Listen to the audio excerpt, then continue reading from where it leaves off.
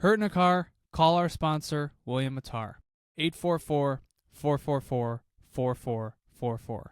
With a focus on motor vehicle accidents, the team at William Mattar has handled thousands of cases like yours. Let them help you get the money you deserve after a motor vehicle accident. Rideshare, truck, motorcycle, car, only call William Mattar. 844-444-4444.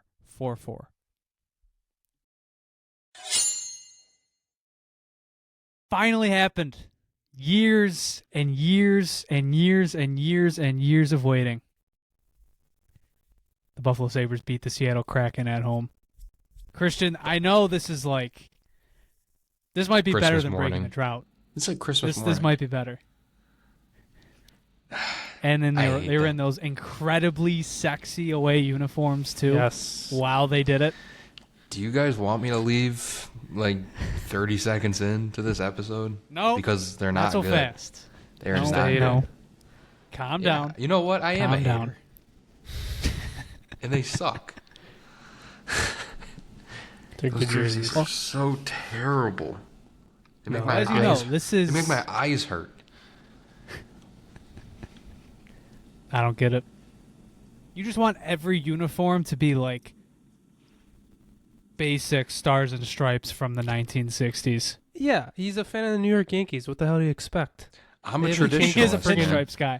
I'm a Yeah. traditionalist. What could I say? I am. I'm a traditionalist. Yep. Seattle like Kraken it. got a woke Mm. jerseys. These woke Seattle Kraken jerseys. Give me the Calgary Buffalo jersey matchup. I will watch that all day, every day. And you know what? Give me both colors. They're doing colored matchups now. Give me the red versus the blue. I would love to see that. I'd be down for that. Oh, I was so pissed that when Calgary was here in Buffalo, they selected that for a goat head game. Can't be doing Blasphemy. Blasphemy. Well, I do have something else. A little surprise. We're gonna kick it old school. I got a little Sabres trivia here, just a tad. that. Okay. So as you know, this is the 5th year of existence for the Seattle Kraken, right? 21, 2, 3, 3, 4. 5 years too Yep. long. Year 5. It took 5 tries for the Sabres to beat them at home. So I went through the past 4 games. The Sabres had 7 different goal scorers in those 4 games. Oh my I god! want you to list them off to me. The 4 home games? The 4 home games. Just the home ones. Skinner. Jeff Skinner was one. He had 3 goals in 3 home matchups against them. Even the Aura King, Jeff Skinner, couldn't overcome those terrible There's jerseys. gonna be 2 that make you laugh. Okay, Tuck, so the other ones, Alex Tuck also had 3 goals. Tage Yeah, Thompson. that's Tage Thompson did not have one. Okay. Quinn. Jack Quinn had 1. There's Peyton 3 Krebs. of the 7. Peyton Krebs did not have 1. Paterka. Nope. Cousins. Dylan Cousins did have 1. So how many are we at? That's 4. You have 4 of 7. Darlene. Rasmus Dahlin did have 1. Wow. I'm JP's cooking. cooking, bro. Christian, JP's yeah, you doing cooking. anything? And now here come the other 2. Okay. Are they all forwards? I was at about least? to ask, are they forwards or defensemen? Yes, they are Okay. forwards. Why do I want to say Brandon Byro for some reason? Was he one of them? He was not one of them. That'd be funny. If they're funny. Who could they be? Tobias Reeder. No, he was not. I don't think They were his in path. I think that was the year before. You're 1 Yeah, year they were in ahead. existence.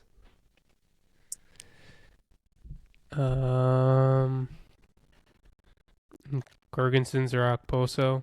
They're not funny No, enough. that's Nope. not funny enough. No. I know. I didn't think so. Could you give us a year? No, I will not give you years. It's Come within on. the last 4 years. Well, we're trying to think of obscure names. Mm-hmm.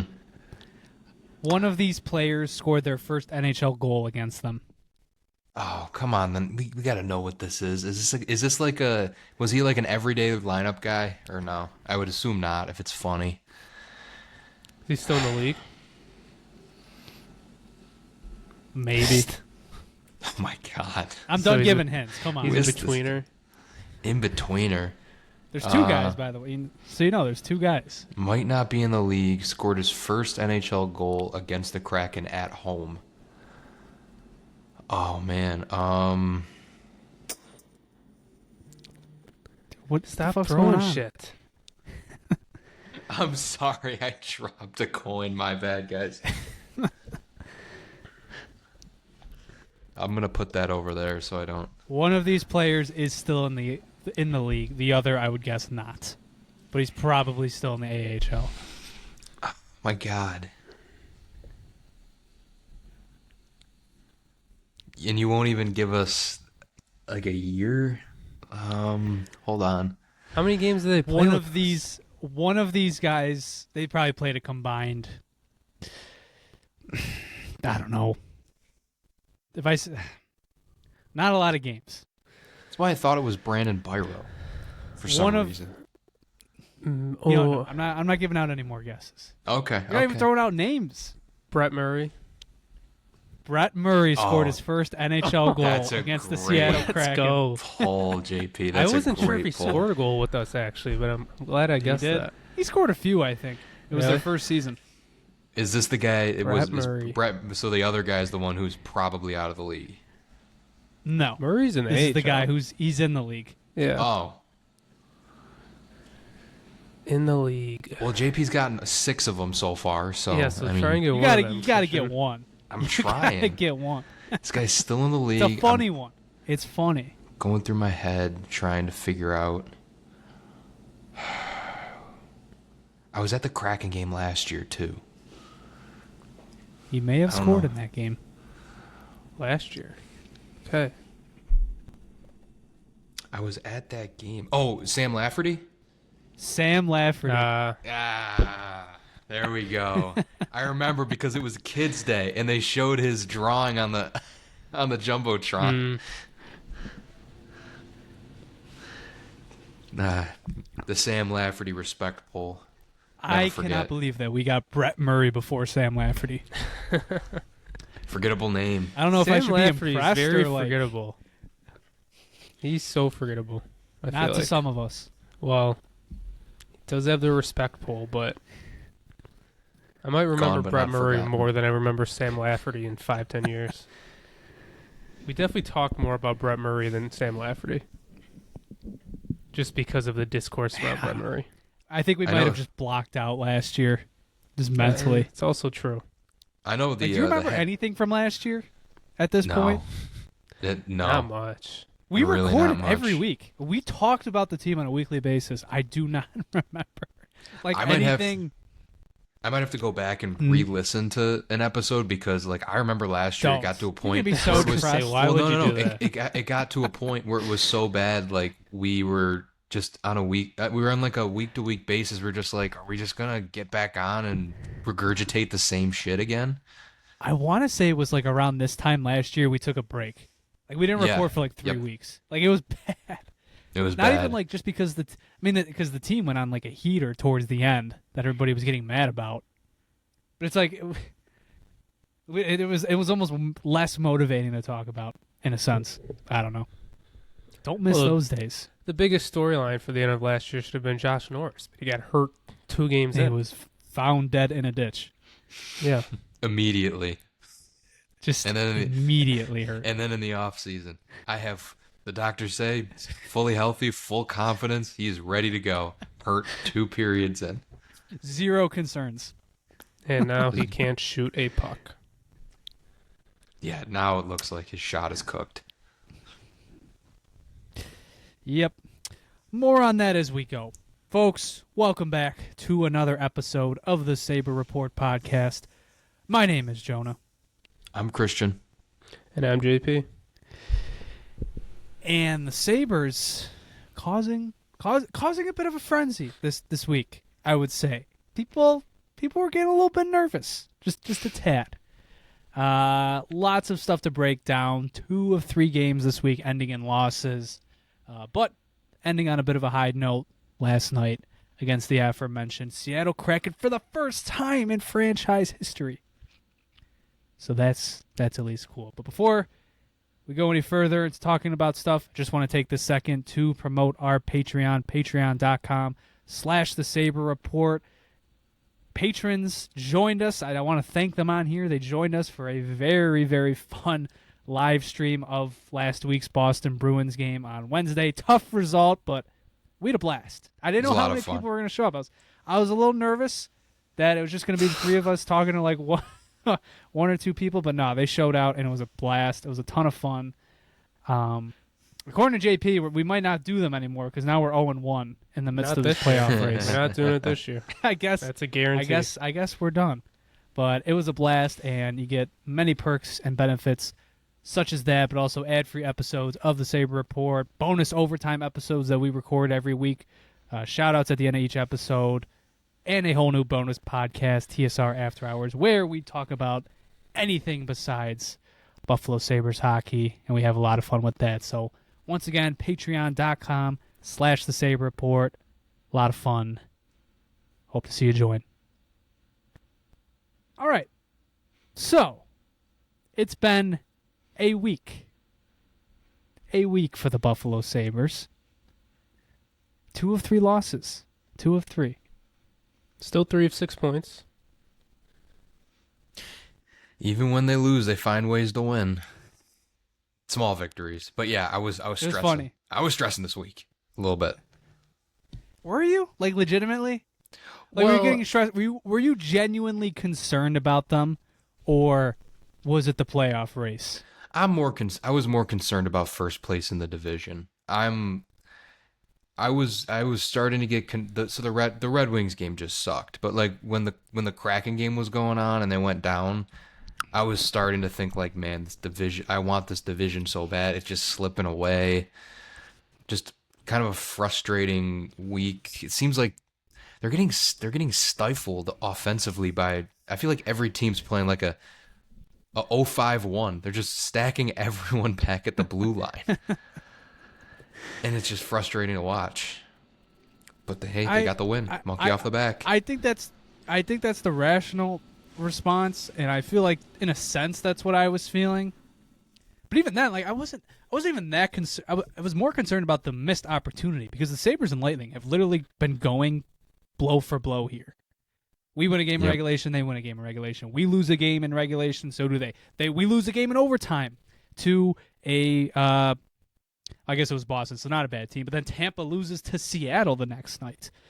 It was more so missed opportunities these last few games. But you know, I said this on Twitter, but I just the Seattle game was like maybe the only bit where I was like, okay, what's going on here? Like this seems off, and like doesn't really. This seems like a different team right now, and it seems like maybe some things are starting to fade. But then they picked it up. And then they pulled it out.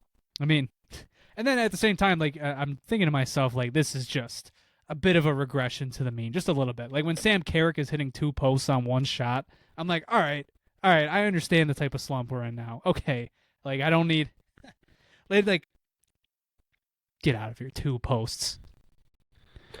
At that point, I thought we are never beating this team. We just can't do it. We cannot. They are getting post to post luck. I think out of the 3 of us, at least, I think I was, like, I don't want to say worried, but I was definitely, like, concerned. Because, like, honestly, like, I know the conversation was, like, this week they haven't been playing the best. I honestly don't think they've been playing their best for, like, a few weeks now. Like, honestly, like, going back to, I'm looking at their schedule. Obviously, Tampa was incredible. After that, they beat San Jose 6-3. But then they lost to Washington. They almost lost to a shitty Toronto team. And then the West Coast trip, they were so hit or miss. Like, I don't feel like they've played a good 60-minute game in a while. They have their spurts where, you know, they're incredible. They score a few goals within a few minutes. But I do think they've, like, these last probably few weeks, like, they at least have one period that does not look the best. So I've been a little bit more concerned. I have understood, you know, we're regressing to the mean.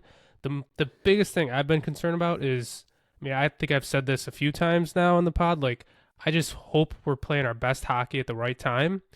Because obviously we were playing so good for like a 2-month stretch, and now it's definitely not that anymore. So I hope we can regain that form going into the playoffs.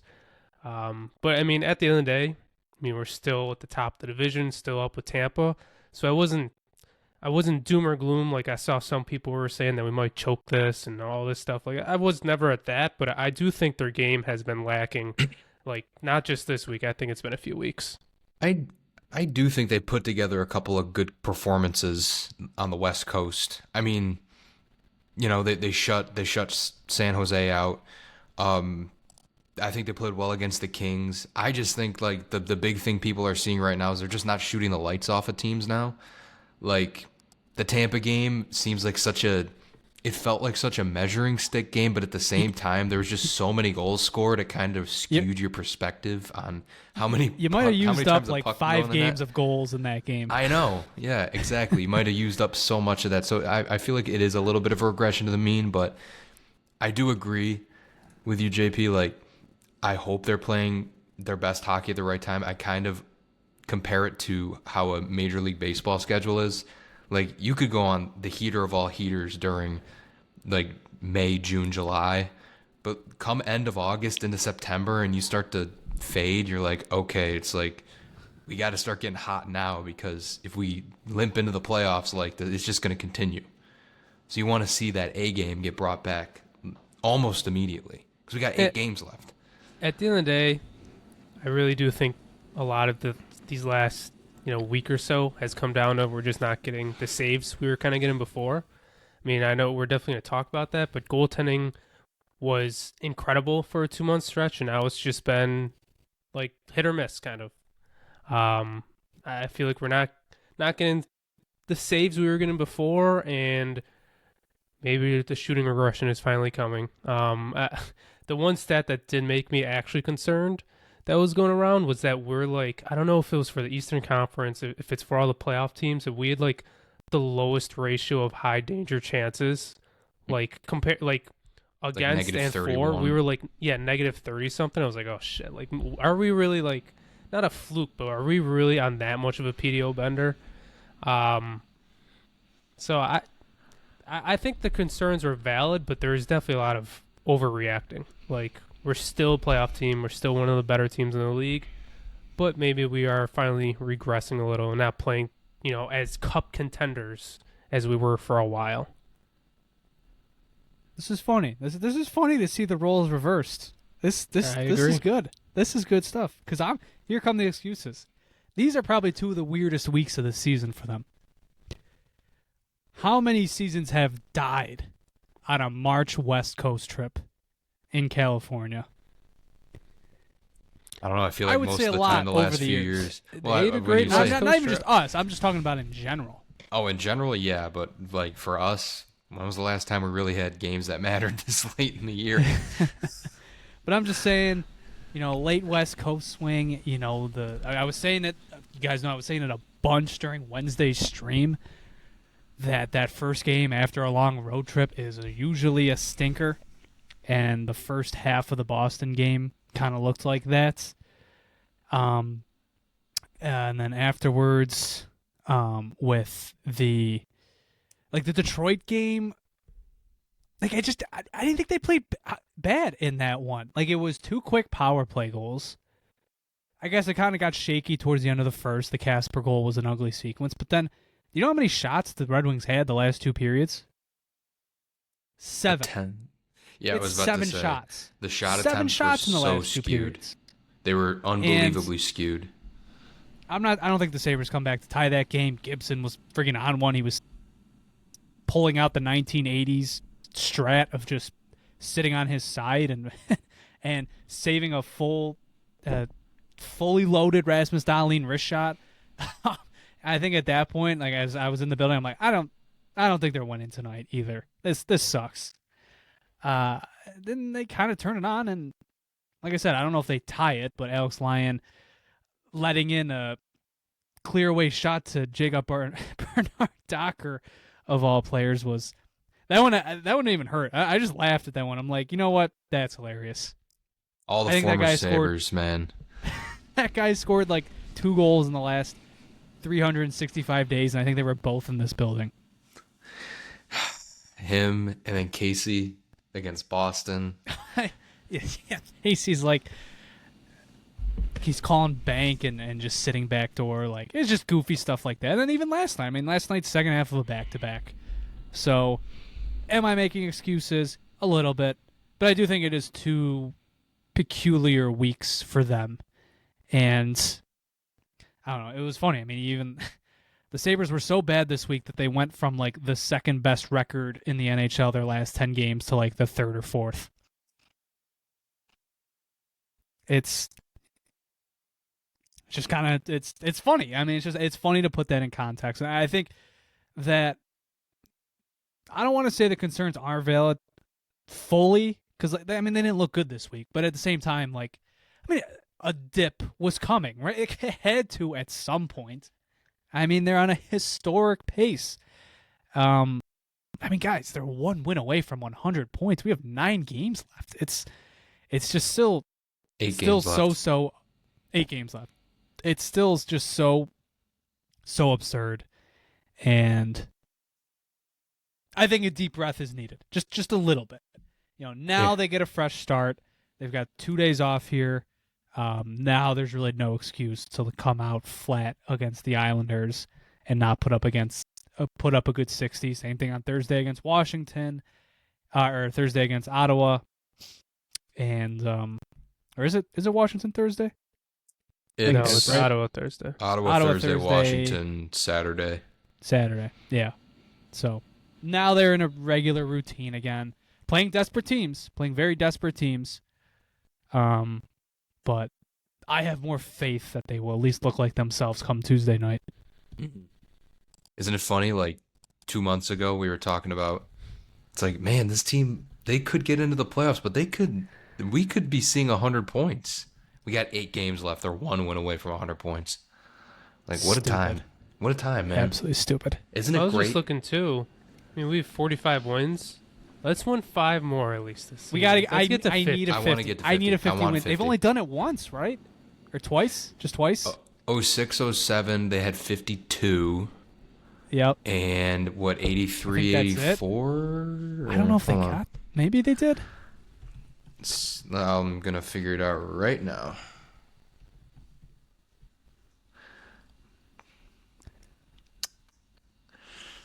I don't know why I'm thinking like 05, 06, 06, 07. I thought that was the only 2 years they did it. Yeah. They had 49, 74. They've had upper 40s quite a few times. Oh, they had 53 in 06, 07. They had 52 in 05, 06. Yep. Mm-hmm. How many times have they had over 50 losses? Oh, God. Just twice as well? Twice. You know the years? What years? I'm assuming you can guess them. I think I know. I might have a hunch. Yeah. Well, why? If you what happened? If you count OT losses, I mean that number goes up quite a bit. Oh my God! Did they get to 60 one of those years? They had to have 61 losses. Oh 61. my God! And then 59, and then another 57 in there. That's like 75 Capitals territory. No, it's not that bad. 75 61 Capitals losses is getting there. 75 Capitals won 8 games. They did not hit double-digit wins on the season. Like, that is historically bad. There's got to be era-adjusted teams, right? That's got to be a thing. Probably. I feel like if you gave the 14 or 15 Sabres wood sticks and just any 80s padding, that might be an even matchup. I don't know. If in 13-14, they had a negative 93 goal differential. 14-15, it looks like it was worse. I'm trying to figure it out right now. in 13-14, you want to take a guess? Okay, I'll count OT losses. Oh my God! In 13-14, I will count OT losses as just the regular loss column. You want to take a guess on what the road record was? Oh, jeez. I don't even want to bother. Actually, I just found it where I'm looking, so Jonah can guess. It's really bad. Yeah, take a guess. Did they have double-digit? No, they couldn't have had No. double-digit wins. No. Nope. No. 9 wins. Close. 8. 8. 8-33. God. Oh my God. Yeah. I don't know if you guys had well, when I was putting together the second tier of the iceberg, on the second tier is the Taves game, where he scored twice to save the tank. Going into that game, the Blackhawks had a plus 43 goal differential. The Sabres had a minus 106. 149 goal difference between those two teams. It is ridiculous. Oh my God. How times have changed. Yeah, one season. How Saved the roles us. have been reversed.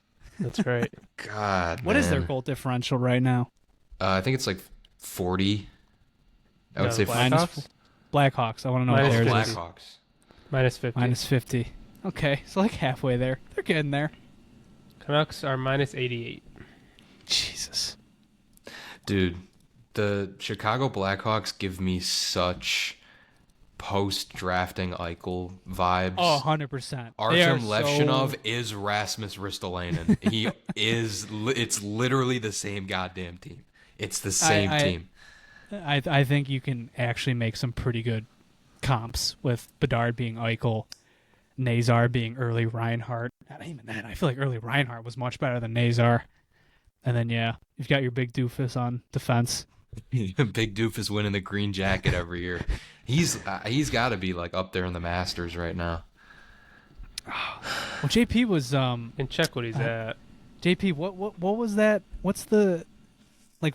Because they just Frundell's playing games and like him, Bedard, and In like 30 Like minutes. J Fresh was posting their numbers. They're at like 8 expected goals against per hour.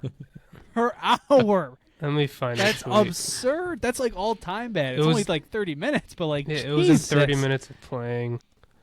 Was it Let me like find it those quick. two and more or someone? Bedard, Green, and Frundell in their 33 minutes together, 8.4 goals against per 60, 5.2 expected goals against per 60, and 62 shots against per 60. Getting Oh my caved. God. 62 shots. I mean, if 62 shots in 60 Jay Fresh, minutes. he posted a chart with it. They are like, it's insane how bottom left they are compared to everybody else who's just in the middle. They're getting Oh, caved man. on a nightly tough. basis. You can't tank anymore, man. You just can't do it. It's weird. It's like, yeah, the tanks they really don't work that well. You kind of have to luck into. You just have to luck into being a good team. I feel like sometimes because I actually said to I can't remember if I said it to you guys or if I was talking to my father about this, but I think I was talking to my dad. If the Red Wings miss this year, I have a feeling they could surpass the Sabres drought in a few years. And I don't have I do not have sorry, not I do not have. I have a feeling that other teams in these positions are going to go into double-digit droughts. Just with the way the hockey culture is right now, with the no move clause, the no trade clauses, the tax situations, and all this other stuff, I really think it is a very player-favored league, and they get to do all the decision-making when it comes to what teams they want to go play for. And no player wants to go to bad teams. So it just turns into this cycle. So I think it's going to get a lot worse in the coming years. I do think the Red Wings could extend another few years. I don't know. By the time they get to the Sabres drought, there's probably going to be a play-in round installed in the league. So we'll see about that. But yeah, it's. How did we get on this tangent? Wait, real quick. Artem Levshinov is winning the green jacket right now. Oh, He's at jeez. minus 41. Oh my next God, he's closest- really Ristolainen. Next He's literally closest is Ristolainen. Yeah. next closest is Brock Besser, minus 37. And then Mackenzie Weegar. He's Well, he did play for sleeper Calgary. year, sleeper season. He is the big doofus on defense.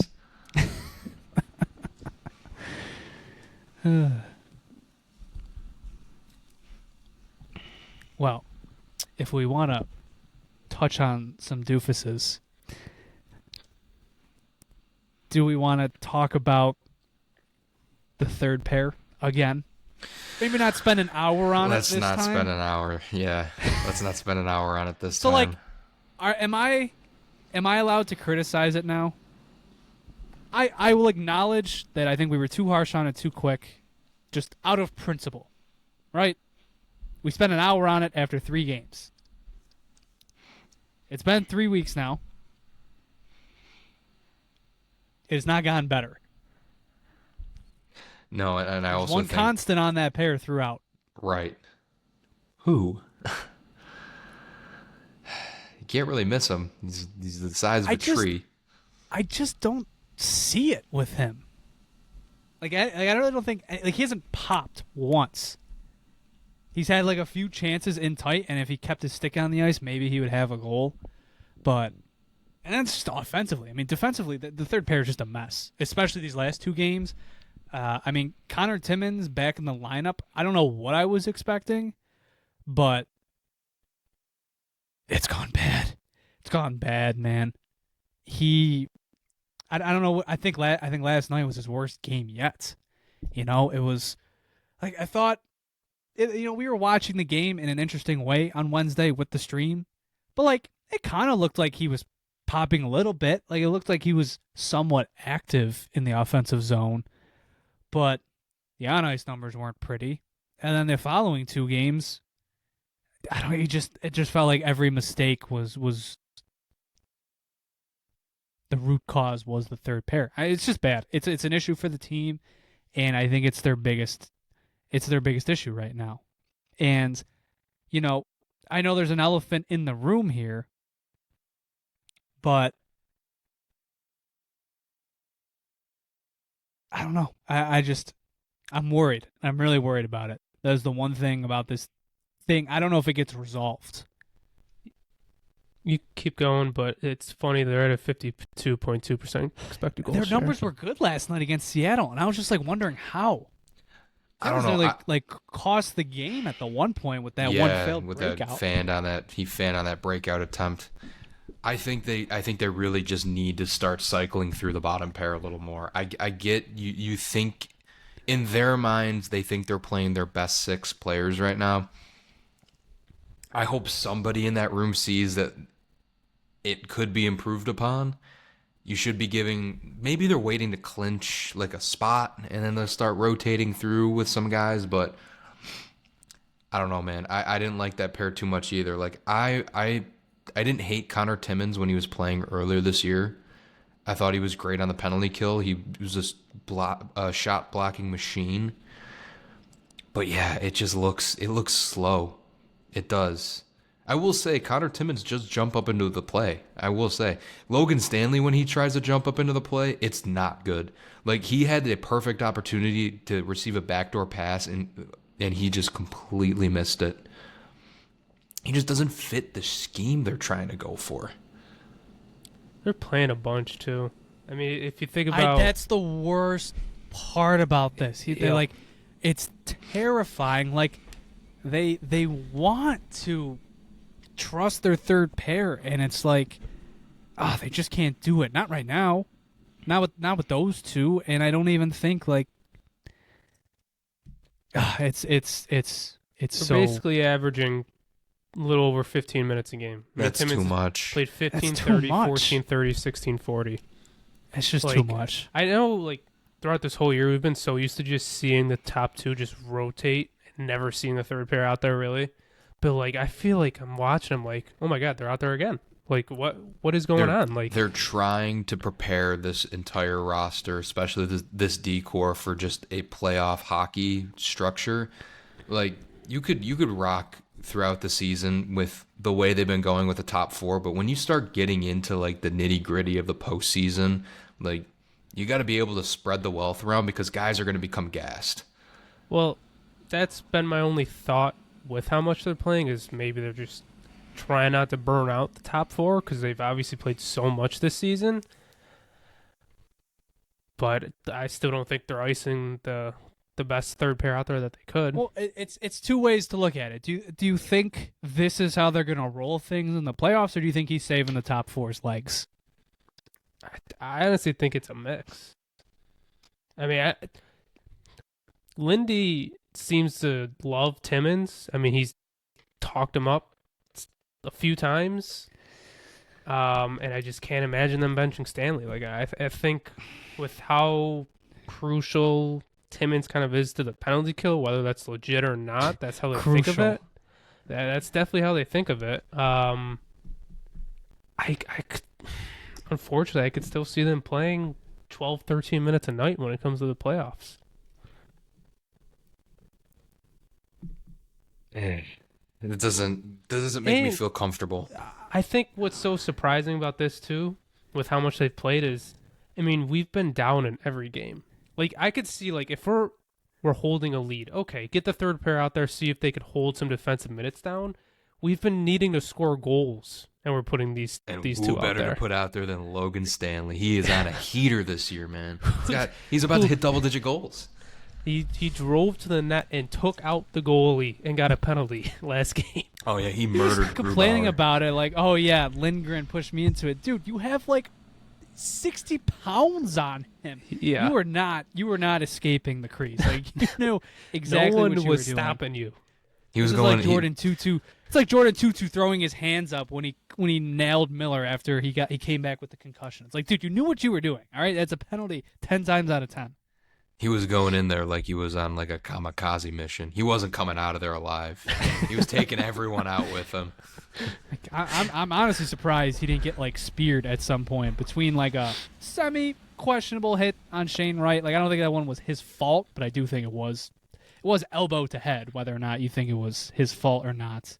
And then he just ran, and then the goalie thing happened like 5 minutes later. Like he just saw red for some reason last night. He's an architect of chaos. And you know what? Subtly, I like it. But when he starts taking penalties, then I'm like, I no. like good chaos. I like good chaos. I was going to say, he's been taking penalties, though, the last few games. He's been taking penalties, yeah. He is 4 minor penalties in the last 3 games, not including the fight. Yeah. So he is 11 penalty minutes in the last 3 games. That was the other big thing for someone like Michael Kesselring. Like his penalties were through the roof this year, and it's why Ruff lost a considerable amount of trust there. Logan Stanley's doing just as many, questionable things. And it's I don't know. It's in a bad spot, and I don't even know what your best option is. It is interesting. I'm looking at his game log now. Like I just read out Timmins' time on ice. Stanley's actually played his least amount of minutes the last 2 games. Granted, he's had more penalties, but he played 14:44 against Boston, 12:05, and then 12:17. So maybe trending in the right direction. They're treating him as the sixth defenseman basically, but he's also had 11 penalty minutes between the last 2 games, so there's some time missed. I think we're beating around the bush a little bit as well. Yeah. So, what was this? Friday, I think it was. Doesn't matter. Might have been before the Thursday game. Zach Metsa sent down to Rochester. I saw a free Zach Metsa school walkout sign being made on Instagram. I sent this to you guys. Every generation has its legend. Free Antipin, free pilots, free R2, free pilot R2. again. Now, free Metsa. You could probably go deeper than that. I mean, free Olofsson, I feel like got a little bit of steam going when they had him like locked and caged in the AHL. I think free Ryan Johnson was a thing for a little bit there.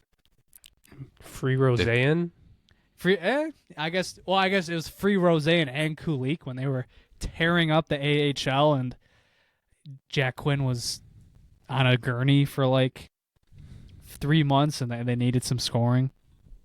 Free Brett Murray. Not from the three of us, but other people thought that. That was not. I know the head of the Aaron's household is a huge Brett Murray fan. Yeah, see? It's kind of rock he star, was. I'm not going to lie. He was. I'll never understand it. Big body. Good I love player. outside the box thinking. Yeah. I don't think there's much thinking involved in that. So, what do we think about Metsa going to the AHL? I think it's ridiculous. Well, I think it's very similar to the same reason Konsta Helenius got sent down. It's just the easy decision. He doesn't have to go through waivers. You got a lot of defensive bodies on the roster. Timmins is coming back. It's like, unfortunately, this is just. And also, I did hear that in the time being, the Amerks have a lot of games. They just want Metsa to start eating ice time. They just want him to get a ton of ice time down there. And then the hope is that they call him back up. So here's my question. Do you believe that? I don't know if I 100% believe it, but I think it's a rational train of thought. I mean, there's so many defensemen on this roster. If Timmins needs to get back into the lineup at some point, because let's face it, in the playoffs, you're probably going to get injuries to your defensive core at some point. You want him at least somewhat familiar with the current style and game. And if that's the case, then, throwing Zach Metsa back down to Rochester to just eat a bunch of minutes in a top pair role keeps him fresh. This is very, like, when Lindy was like, yeah, I think he could be up here back soon. It's very reminiscent of when they sent Roseanne back down in December. And Lindy was like, yeah, I told him he's a part of this too. And then we saw him like 2 more games after that, and then he was gone from the organization. It's just so weird how Lindy was talking Metsa up for like weeks. I think he was respecting what he was doing. Like it was to the point he had to play him. And I think the team dipped for a few games, and he no longer had to play him. And listen, Zach Metsa, to his credit, has been on a constant on the third pair all season long. But that included the time before the deadline, and then they went out and traded for 2 defensemen. I think at their heart of hearts, they never trusted him. And I think this stretch was, he's the PDO king. Like, pucks are going in the net when he's on the ice, but I don't think at their heart of hearts they really trusted him. I don't think Zach Metsa is going to play in a playoff game unless their hand battered. Is absolutely, yeah. I don't even think it's necessarily a bad thing. Like I think we all recognize what Zach Metsa is. It's a fun story. Yeah. It's a guy. I think he's a 6th defenseman. Probably better suited as your 7th. And I don't think taking that away from your lineup is why the Sabres have looked off these past 3 games at times. I don't think it's helping. Is he a better option than Timmins? Yeah, I do think so. Is he better than Luke Schenn? Yeah, I think so. Is he better than Michael Kesselring? I think he's played better than him this year. But this was a guy, when him and Jacob Bryson were paired together, they were playing like 7 minutes a night. I think it just hurts that, it's obvious. It hurts that he's a smaller player and that just he doesn't play a penalty kill. That's what I feel like this all comes down to, is they want Timmins for the penalty kill over Metsa. I don't know if I don't respect it. I really don't. With how good he's been playing, you can carry as many people on the roster as you want, and then you send him down in the AHL.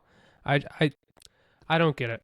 Like, I don't forget, or was it earlier this season when Jason Zucker was back and healthy, and they didn't want to play him because they didn't want to mess up with things, and for so long, Metsa was playing great, and the team was playing great, and now you bring in these other tall guys who are not the best hockey players, and all of a sudden stuff starts to go down, and you're gonna like not blame it on Metsa, but move him on a lineup instead. Like I don't think it makes sense. And I also I feel like they should be consistent about this. If Lindy's right about, we need to get him, like, he needs to get games if he's not going to be playing. Like, I don't disagree with that mentality completely, but like Josh Dunn has played 5 games this year. He hasn't played since March 2nd, I think I just looked. Like, why is he not being sent down? Why is he still up here? I know I did just check. He is waivers eligible, so they probably don't want to lose him. That's probably the reason. I don't think it's that. I don't think it's. They chose not to send him down at the deadline. I don't think he's eligible for the AHL playoffs. I know you could still play him in games down there, but I think maybe they don't want to do a bait and switch with the Amerks. That's fair. That's a whole other conversation. They probably should have sent him down. Yeah, like they have Kozak and Pearson who are in front of Dunn, so why is he still up here? Like, what? I don't know. I just think it's a weird call with how good Metsa's been playing, and I mean, respectfully, if we want to talk about the money of this too, like if they're keeping Dunn up here, like, okay, you've earned an NHL contract, we'll keep you getting that NHL money.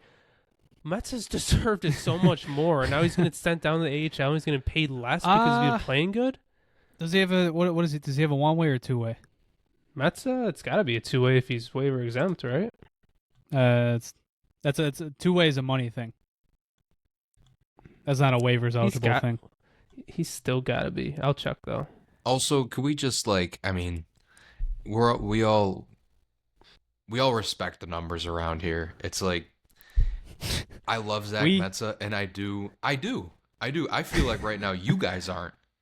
He's on a PDO bender. It's like I get it. The team is playing so well, but the sustainability of this thing could literally fall through the floor at any minute. Well, then wait for it to happen. Like, ride out this thing. I don't get.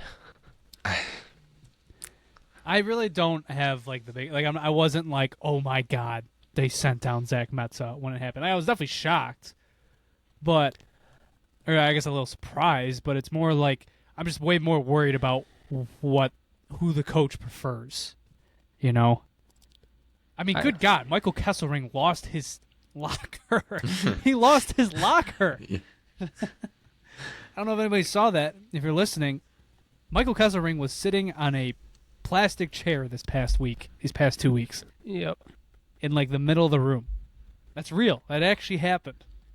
Man, I'm guessing he got it back now with Metsa, but is he even on the roster next year, dude? It's so strange to think about. It's just I don't. It seems like the leash was really short with him and Lindy. Really short. Yeah. Really, really short. For a guy that has a lot to give. I mean, he took line rushes on Saturday or Friday. So I guess that was maybe encouraging. Maybe he's knocking on the door. But I don't know, man. Stanley and Timmins. I'm sorry, but that's not playoff viable. It's just not. Not in this economy. That pair will get torched by, honestly, pick any team in the East at this point. Maybe besides Detroit or the Islanders if they sneak in. But that is a pair that will get targeted by other teams in their building. And I don't know. I think just at the end of the day for Metsa, to wrap it up, I honestly just think it's unfair to him. That's how I feel. And I mean, not everything's fair in the NHL. With how well he's played, I just think it's kind of a gut punch to him. I really do think the ideal pairing, I mean, BST tweeted this out, Buffalo Sports Talk. I agree. Kesselring and Metsa, I think they should be the third pair. I do. I just don't care about the physical presence of Stanley. He has not impressed me that much. I think he's been better than I thought. He's been fine. And Timmins, if the only thing is penalty kill, he doesn't bring that much. It's they've been I don't even bad. know if Metsa and Kessler have played together this year. Like, I don't even know if there's a sample to look at. Say what you want. Like, we might even have like there was one time, there was a few games where Logan Stanley looked like okay. Who was he playing with? Metsa. And I think Metsa and Kessler haven't even played together this year. Sorry. Or at least they haven't played at least 10 minutes together.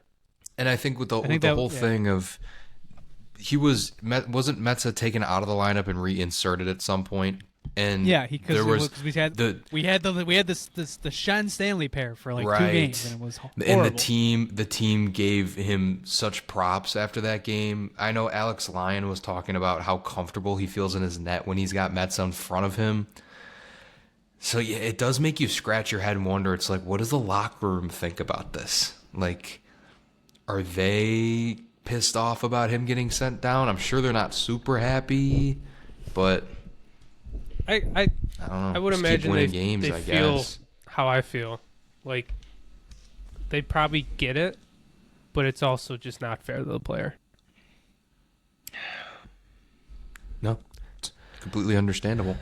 I don't know. I unless they prove us wrong these next 8 games, I just think they made their decision on their third pair, and I don't agree with it. This is just all one big trickle-down effect from Colton Parayko's agent being a loser. That's what it is. You're not wrong.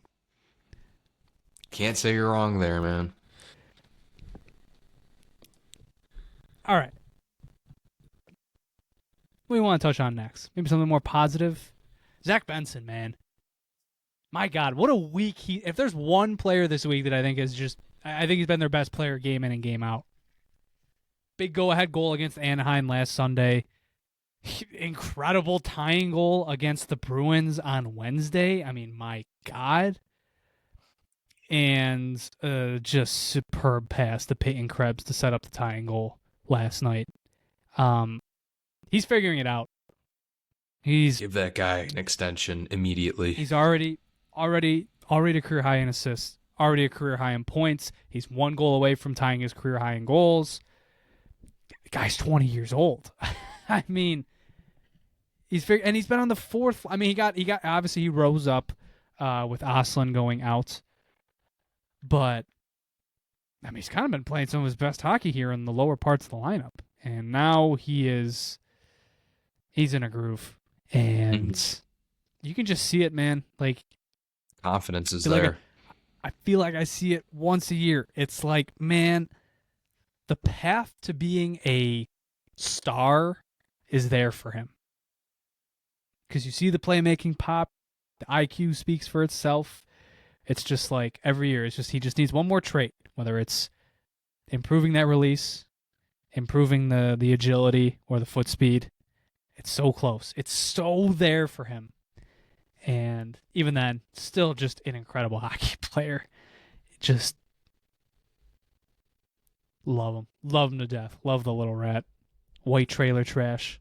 Isn't there and I'm completely blanking on this, but I'm sure one of you could fill me in on this.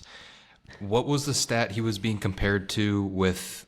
Was it Celebrini or was it Bedard? It was Bedard. Was it Bedard? It was like a His side-by-side of analytics their... are way better than Bedard. That's Far and away. basically It's what more it of an is. indictment against Connor Bedard. He's rocking like a 40% expected goal share. Yeah. Well, look who he's playing with. He's playing with the 2016-17 Buffalo Sabres. Oh, chicken or the egg situation here. Yeah. Benson's got a higher Fenwick for, lower Fenwick against, higher shots for, lower shots against, higher goals for, lower goals against, higher expected goals for, lower expected goals against. Crazy. No, Crazy. He's been absolutely fantastic. Especially like, you know, you think a years past when like a guy you usually see up in the lineup gets dropped down, like a Jeff Skinner under a certain head coach that should not be named. They just disappear, completely disappear. He just improved. I feel like he improves every line he joins. He just adds that the elements of his game translate so well to the different styles that these lines bring to your team. it's almost like just he's like a universal donor to any of these lines, and he just elevates them. He has 7 points in his last 6 games, 8 in his last 8. He's been playing great, and I think what's so encouraging about him too is he plays every facet of the game. He's one of their top 5 penalty killers. Like, he's out there on the penalty kill, and he's sometimes out there on the second power play unit. He really should be on the top power play unit. At least he should be consistent, regular in the second power play unit. Like, he can play all 3 phases of the game. He should be on the top unit. He should be on the top unit. He just should be. And he's good defensively. Like, he's a 200-foot player. He's very high IQ, even though he's one of the dumbest people off the ice according to his teammates. But he's such. I need to hear some of these stories, man. I need to hear some of the story, the whole team votes that he's he's definitely done like some of the dumbest shit ever, and they just can't say it. There's definitely I mean, he's 20 years old. How stupid a shit could he have gotten into? I mean, he did have two Michelobes at the Bills tailgate allegedly a couple years ago. Allegedly. They could have been Pepsis. He's just holding them. He was just holding them. Just for a buddy. All alleged. His birthday's May 12th, so he could turn 21 during the playoffs. So if we have a round win in the playoffs, you just know he's gonna go crazy. Such a dick move by Peyton Krebs to say, "Let's drink some beers" as he's getting the belt from Zach Benson. Yeah. I don't know. Yeah, he's been great. I think. Was it even last week or 2 weeks ago? People were saying, Benson hasn't been playing that good, and he's been phenomenal recently.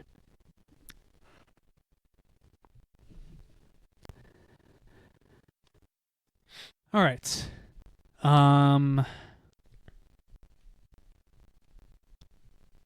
Should we go goaltending next? This is where we might spend an hour. So you know what? I really don't think there's much. I just want to ask this question. I think I might start asking this question every episode for, I guess it would only be the next 3 weeks, but right now, who's your game 1 starter? Has it changed? So unfair. Has it changed? You know what? I've had enough of this. Put Colton Ellis in. He's your game 1 starter. We're throwing a curveball out there. I'm not going to lie. I would have 1,000% have thrown him in against Detroit. Yes, I would have pulled line after the first and put him in. He was all over the place. I mean, I didn't the first goal was a rebound that was tipped, so whatever. I still think he could have corralled it better, but that's what it is. He got beat by Raymond. He was deep in his net. And then the Casper one, he was just all over the place. He didn't get himself – he was just everywhere. He was all over the place, and I think if there was ever time to give Colton Ellis a game, it was while they're down 3-0 in the first period. Agreed. And then Patrick Kane shushing the crowd at the end. Dude. What? I was there. I was what there. What did we do? I think he got booed once, and it was when he took a high stick and they got the double minor. People were pissed about that. You were obviously there, but the broadcast was saying that he was being no. booed. I don't know if it's true. I'm just saying that's what the broadcast there was saying. Zero, this was not an Eichel reception whatsoever to warrant shushing the crowd on an empty netter. You fucking loser. What is out of a playoff with spot you? Right now? Right? Out of a playoff spot. That win didn't even get them into a spot. Who does he think he is? He just maybe he was getting booed every time he touched the puck, but he didn't touch the puck all night. He didn't do much. He just doesn't like Buffalo. Back when we talked about, maybe signing him, it's comes down to he just doesn't want to play here. He doesn't like us. He doesn't like Buffalo. He doesn't want to. For whatever reason, you want to know something? Reason. It's too much baggage. If there is a summer, he's probably interested. Yes. It's probably this year. It's probably this year. Screw off. Yeah. Yeah, we're done. Can't wait to have those off-season discussions. Patrick Kane, blocking Consta Hellenius for a year. No. Remember 3 years ago when we were talking and we thought he was washed after his hip surgery, and he just decided to, turn back the clock for like a For year like and a half. 1 year. For like 1 year, he was like, Yeah. screw you. Now he's just back to being, same old power play merchant Power Kane. play merch. But It could probably use that. I don't know. Fuck him. That was ridiculous. I can't believe he shushed the crowd. Like, That was really weird. It wasn't That even was like a highly ridiculous. contested night. I mean, they were up no, 4-1 and then you were in the lead for 4-2. the entire game. yeah. Ridiculous. That's the wannabe villain. He's gonna Like get it- 1,000 of those. Of that, he's gonna get 1,000 images of that when they get eliminated, and he has nobody. Mhm. He's nobody to blame but himself. Yeah. Whatever. Well, back to the goaltending. Yeah, I do think Lyon he has not had his best stretch of games as of recent. And No. it's kind of tough because, you're kind of ramping up into the end of the season here and you hope they start to lock in a little bit. But I think it is more of that regression to the mean that we've talked about. You can only go on so much of a heater, like as a team, as this team has over the past 40 plus games. Like they're on a pace that hasn't been broken in 30 years. It's going back to the mid 90s Red Wings. I really think it once we get another couple of weeks under our belt here going into the first round, we'll have a better idea of who our starting goaltender is going to be. And I think as long as both goaltenders still kind of get consistent play, they will start to string together better games.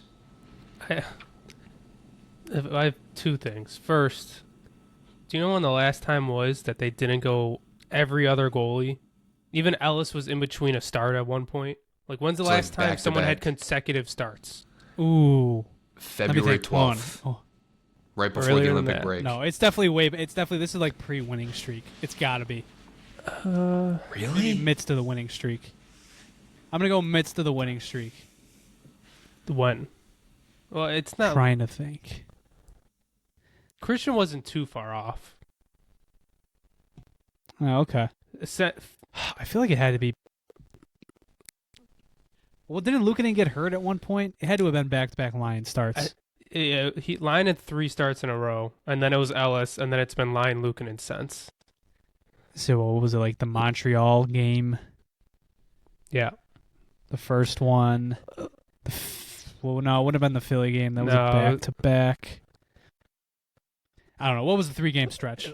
It was January 29th, 31st, and February 2nd. So it's been 2 months now where they've just gone every other goalie. Poor Colton Ellis, man. He hasn't played a game in 2 months. He played his last game was February 3rd. He was, It was before the Olympics. Yeah, it was.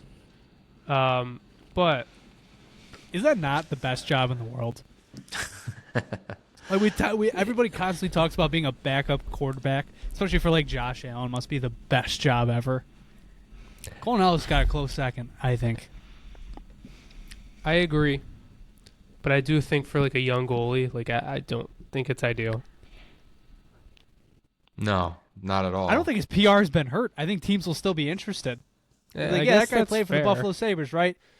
He played. Yeah, he It's played. not like he's not playing because he played bad. It's just the other two have been so good. Just is what it is. Yeah.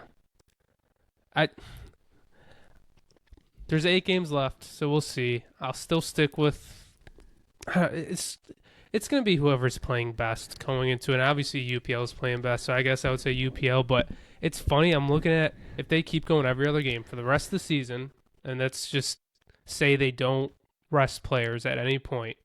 Lion will face the Islanders, Washington, the Rangers, and Chicago.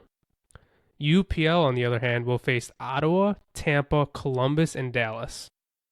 Oof. So I do Getting the think like gauntlet. if UPL plays really good in these last 4 games, it's like, okay, he had the way harder schedule. He would probably earn it there. I think if he has a stinker against Tampa Bay, I don't think he's going to make up that PR. That's fair. That might be a massive one. That's basically a playoff game. Yeah. Yeah, it's just funny. It's funny how this is like the first time where I think you can make the case like, oh yeah, Luukkonen's your game 1 starter. And it just has not been that in I like agree. 2 months, which is just funny. Just how good the duo Definitely is, and how good, and just how much it can fluctuate in a short amount of time. Yeah. All right. Before we go any further, quick word from our sponsor. If you're hurt in a car, call our sponsor, William Mattar. 844-444-4444. With a focus on motor vehicle accidents, the team at William Mattar has handled thousands of cases like yours. Let them help you get the money you deserve after a motor vehicle accident. Rideshare, truck, motorcycle, car, only call William Mattar. 844-444-4444. Well, speaking of injuries, this Noah Östlund thing. How are we feeling about it? He's out for the season, I in my standpoint. I said, as soon as I saw he was day to day, I texted you guys and I said, we will see him April 18th. And they, a couple days later, sure enough, Lindy Ruff says that Noah Östlund's injury might take a little bit more time than they thought. Oh, it's so funny. It was like, he Typical. might play tonight. He Nope. actually got my hopes up because against Detroit, Lindy said he might play tonight. And then 24 hours later, this might take a little bit more time. I can't stand that Evil. out of this damn team. Evil. I don't know if Evil. that's Yeah. if it's standard across the NHL. Just give it but, to us straight, God man. damn it! How many times has a player gone from day to day to Yeah.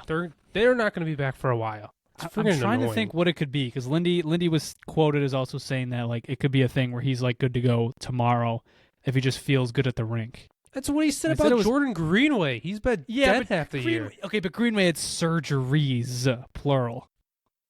And Östlund, we don't even know what it was, really. Did he just like tweak his back or something? It's got to be, yeah. Did they The say Josh Norris if special. it's upper or lower body? I mean, it's got to be upper. I think it was upper. considering he got hit. I think it was upper. Yeah, didn't he take a hit from Zadorov? Is that I have what a it was? feeling I have a feeling that's what it was. It was definitely a hit. You It were was probably drinking, so that I don't know if big I old trust goon. you. You were drinking too. I know. It was probably him. Yeah. I saw he was in the locker room video. He obviously wasn't wearing anything. Looked like he was fine. Hey, I mean, if there's ever a time to be cautious, I guess it is right now. Yep. Yeah. I don't know, man. Constellanius, 53 points, 53 games. He's not getting They're called not- up unless they're Amerks not get burning. eliminated. Yeah, they're not burning a year, that ELC. They're going to milk that cow till it's dry. Oh, man. That Amerks account will be pissed if they call up Polenius in the middle of their push. It's like, you got to be kidding. Like when Metsa went back Hey, down, he Joe was the matter- only... We matter, too. When Metsa got sent down, he was the only account on my feed who was like, yay. He was like, let's go. They do need the help. I haven't checked, but I know they've been struggling. Yeah. Well, Are they you might going get to make the playoffs? Yeah, they're in a good spot right now because it's 5 teams in the North, and right now they're ahead of both Belleville and Utah, and they have games in hand on both. They're going to make the play-in. After that, it'll be interesting to see where they go, and it'll be interesting to see who's available for them because they are hurt. I don't know. They might be getting some prospects sent their way as well, so that should be fun to watch. That's true. The lucky thing about Östlund going out is that Krebs has been pretty good going up the lineup. Benson's been up and down the lineup, so like they have the depth.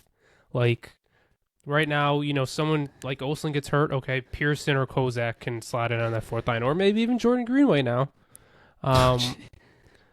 And no, so, God, no. you have the fourth please. line depth. Did he get like the Miyagi? Like The Mr. what was Miyagi. the treatment that finally worked? I This agree. dude has What been the hell through happened? multiple surgeries, multiple rehab options. What was the thing that finally put it together? I gotta know. Christian needs it. Whatever rehab he got, this is what we got to give to Christian. I mean, look, if he's feeling the best he's felt, get him some games. Why not? I'm tempted. Like I'd take him I am- over probably the other 3 that we're considering right now. I like Pearson, a healthy Kozak Jordan are Greenway. done. He has not I been healthy agree. this year, so if I- he's I feeling agree. good, I'll intrigued to see it. Agreed. But Especially you got 8 right games now. left. Like, Well, get I him know. in. Jesus, yeah. If he's Time's really running out. claiming he's so healthy, get him in. Or Do you remember? put him on do a you remember when he- conditioning stint. Well, like, Do you guys he hasn't remember played. Do you remember during the horrible start to the year that like, or maybe it wasn't during the horrible start. Maybe it was like right before the dip, before the losing streak. They ran out a first line of like Tage, a hurt Jason Zucker, and Jordan Greenway. a hurt Jordan Greenway too. Has not been healthy all year. I gotta find that lineup, dude. Think That's it got to was- be I like think they won it's the gonna be game. Like, I want to say it was against one. I want to say it was the Washington.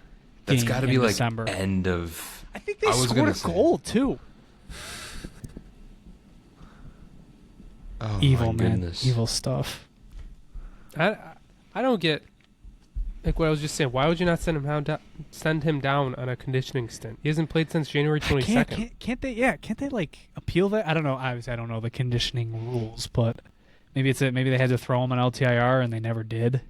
Yeah, They definitely never did. I mean, if they did at this point, he'd be done for the year. So yeah. What I'll never. This isn't the same lineup, but I remember rolling into like end of November into December. They were throwing him on the top line as a top line left wing, and it was Greenway, Thompson, Tuck, and it was just the absolute. Just it didn't work. It didn't Think work. about last year. It was Cousins, Tage, and Greenway for some time. They were just trying to get the big man line. Granato had something for him. I don't know what it was. Why he. You know what? You watch. Jordan Greenway will get picked for Team USA at the Worlds this year. Guarantee it. Don Granato's head coaching. Jordan Greenway will be at that tournament. He should not play in that damn tournament if he hasn't been healthy all year. So Yeah, he better he not. needs to take the summer He's off. still got another year on that. He hasn't contract. played in like 3 months, So and he's feeling great. yeah. That was wild. Do you guys remember?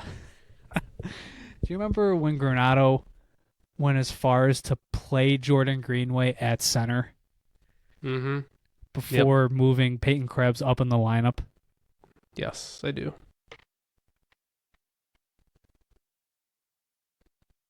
Bleak times. Bleak times. I just had to sit in that one for a minute. Ugh, it's gross.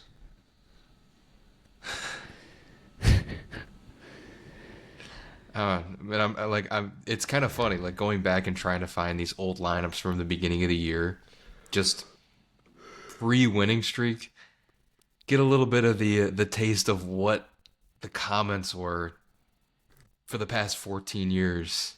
I'll tell you, man, brutal as always.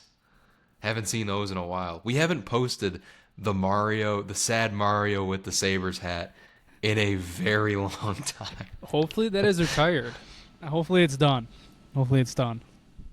I did see that the Charging Buffalo against the Red Wings, they got posted the Titanic. They were firing up the Titanic. Yeah, they didn't post the sinking one, but they just posted the Titanic. It's set gif. sail. Yeah, it's set sail. Yeah. JP and for any Red Sox fans listening in, there's a very famous image that always goes around when the Sox hit 500, because every year they're up and down, and it's like, it's like the tired guy, tired and weak and disheveled guy, and like his I think it's like his wife, and he's like, it's time to go back to 500, and he's like, yes, dear, it's time. Yep. It's just on I like- and off. And we had that. I We like had it. that. Sox are back to 500. Now they're under They're 500. If they win tomorrow, you will see that meme again. Mm-hmm. My favorite parts of the baseball season when the Sox go on a losing streak, and it's the Kids eat free. the kids eat free when the Sox win, and they're on like a 8-game losing streak, and it's just the SpongeBob, the Krusty Krab customers yelling into the back. Kids are starving. Yeah, those ones are fun. Red Sox Twitter's funny. It kills me sometimes. It is pretty funny. Not as good as like Mets Twitter sometimes. Frank the Tank's Oh already my God. he's already got a nickname picked out for Boba Shett. Boba Shit. Boba shit. How does he always do has it? good nicknames. How does he do it? Did you see him? Did you see him booing Lovelady on opening day? What? No. Dick Lovelady. Oh, he hates him. He hates him. And so they were doing intros at the Mets season opener, and somebody had a video of him. Just everybody's like cheering. Just hear, boo! You suck! And like 5 people turn around to look at him. Like, He's so funny. Frank the Tank kills me, man. I know some people get tired of his shtick. I never get sick of it. It's so funny. He would have been, if he was a Sabres fan and lived in Buffalo during the drought. Oh my God. I can't wait to see his reaction when Lindy Ruff wins the Jack Adams. They better win the division if they want that to happen. Shut up. No, you shut up. Stands up, starts berating someone.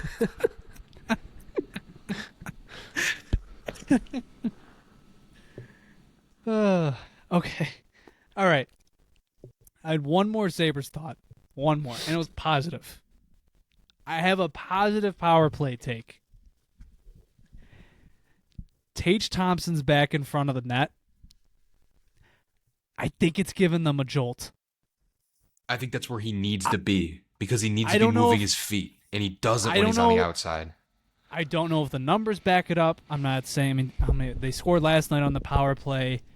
They had two against the Bruins. I like it. This is something we were talking about on our stream as well.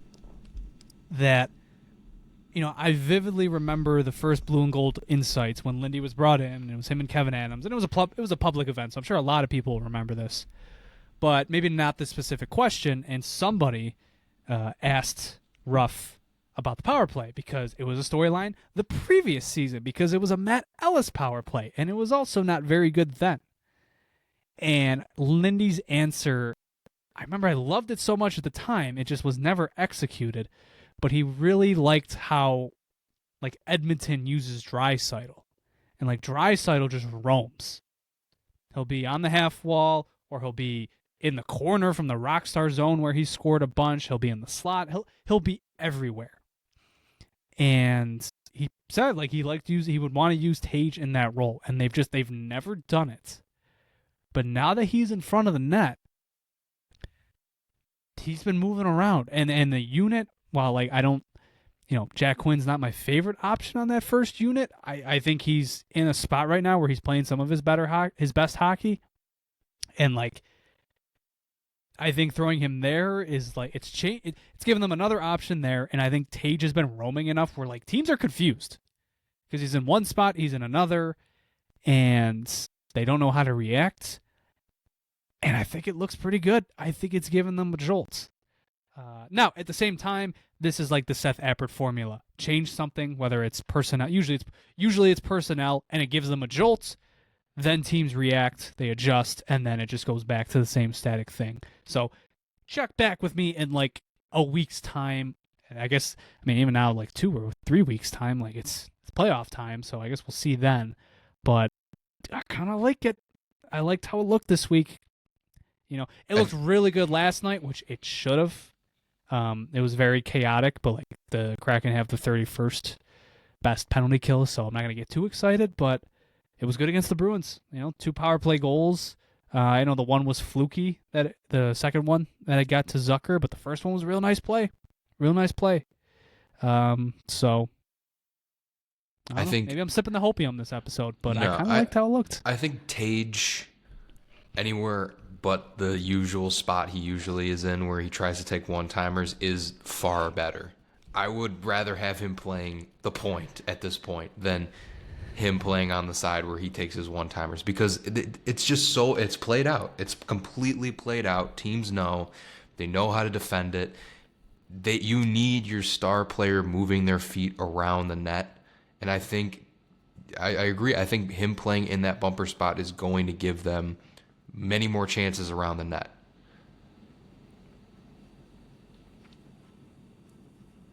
Do not disagree. It's look better. I do genuinely feel like the second unit moves the puck around better. Like, I feel like obviously they don't get that much opportunity, but whenever they're out there, I'm like, okay, like they're actually moving the puck, where the first unit is obviously so hit and miss. So do we want to touch on Josh Norris again? I feel like it's getting more apparent. Some people are really starting to pick up on it. It is. I know even Chad wrote about it the other day.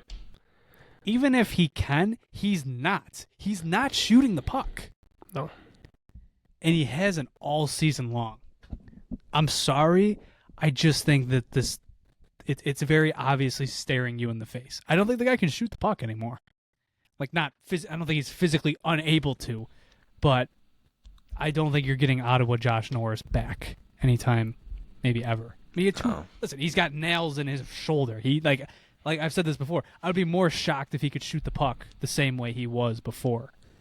But yeah, there was one play I should go back and screen grab it in the Detroit game. He never even looked at the net, and he had a full-on lane. And I don't think he's a bad player. It's just like, you are on that right wall. You got to give me something in terms of a shooting threat. yeah. Especially when you're like maybe you're an above-average distributor now, but I don't know. I need more, I think, from that spot. He's going to be a great St. Louis Blue next year. I'll tell you that. There we go. Wow. Dude, that was the package. If Christian you tell, I did not want to do it mid-season. I think Josh Norris, I didn't want to break up a good thing. But if the rumors were true that St. Louis wanted Josh Norris in the deal along with the rest of whatever package they were looking into to get Robert Thomas, I am all for that. I'm all ears at this point. I still do think, I feel like Norris, he still impressed me more than I thought he would this year. I mean, in particular, as a distributor, he carries the puck well. But, if you're not a shooting threat at all, that just takes so much away. I want to go back and watch all of his goals, or maybe if, captain of the Sabre report will do his. All right, yeah, I got to do everything. His YouTube. Right. Well, no, I'm saying the YouTube goals again. If you were to go back to do that. Oh, here we go. Yeah. If I do more But ways, if I don't my point is, I've got 8 more tiers in an iceberg series to do. Thank you very much. That is true. I got enough That on my is true. plates. My only point is, Someone I else want to can do go that. back and watch all of his goals.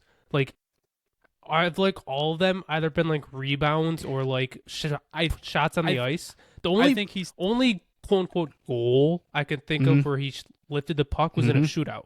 Yep, against That the wasn't even Islanders. a goal. That's it.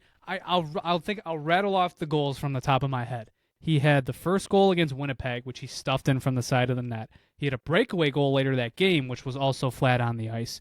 He had the goal against the Flyers, the sick The one. no look. Also went On the 5 ice. goal. Off. He had another stuffed goal, I think, against New Jersey during the winning streak. Then was the Islanders' goal, where he actually shot the puck. But what else? Tampa Bay, flat on the ice, no look. Tipped goal. And then I think everything else is empty netters. Does he have another goal this season?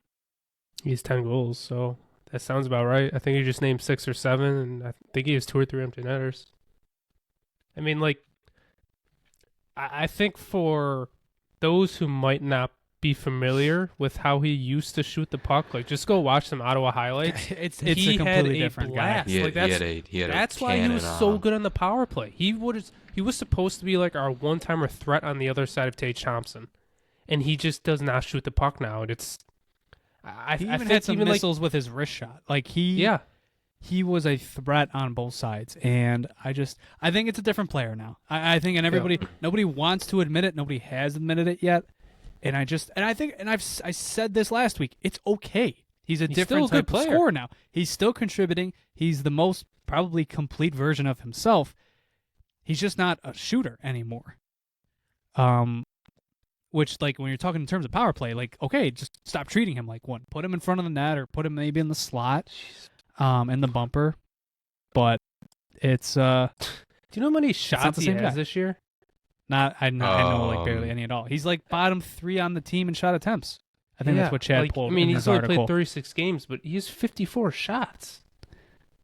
Yeah, that's just if there comes a time in the playoffs where the team is looking for goal scoring, I think it's going to be something. He's your highest paid forward. Yeah. Which is why you got to He's a sell good player. reasonably He's a good high player. on him. He is a good player, but I do think there's a little bit more that you want out of that. And I just think, especially on the power play, when like the whole pitch was, hey, this guy's top 5 in goals for per 60 on the power play since entering the league, and now he has what, 2 power play goals? Yeah. Does he just have the 1? 2 You power know, play he has goals? 2. He's 2 and 5 assists. Yeah.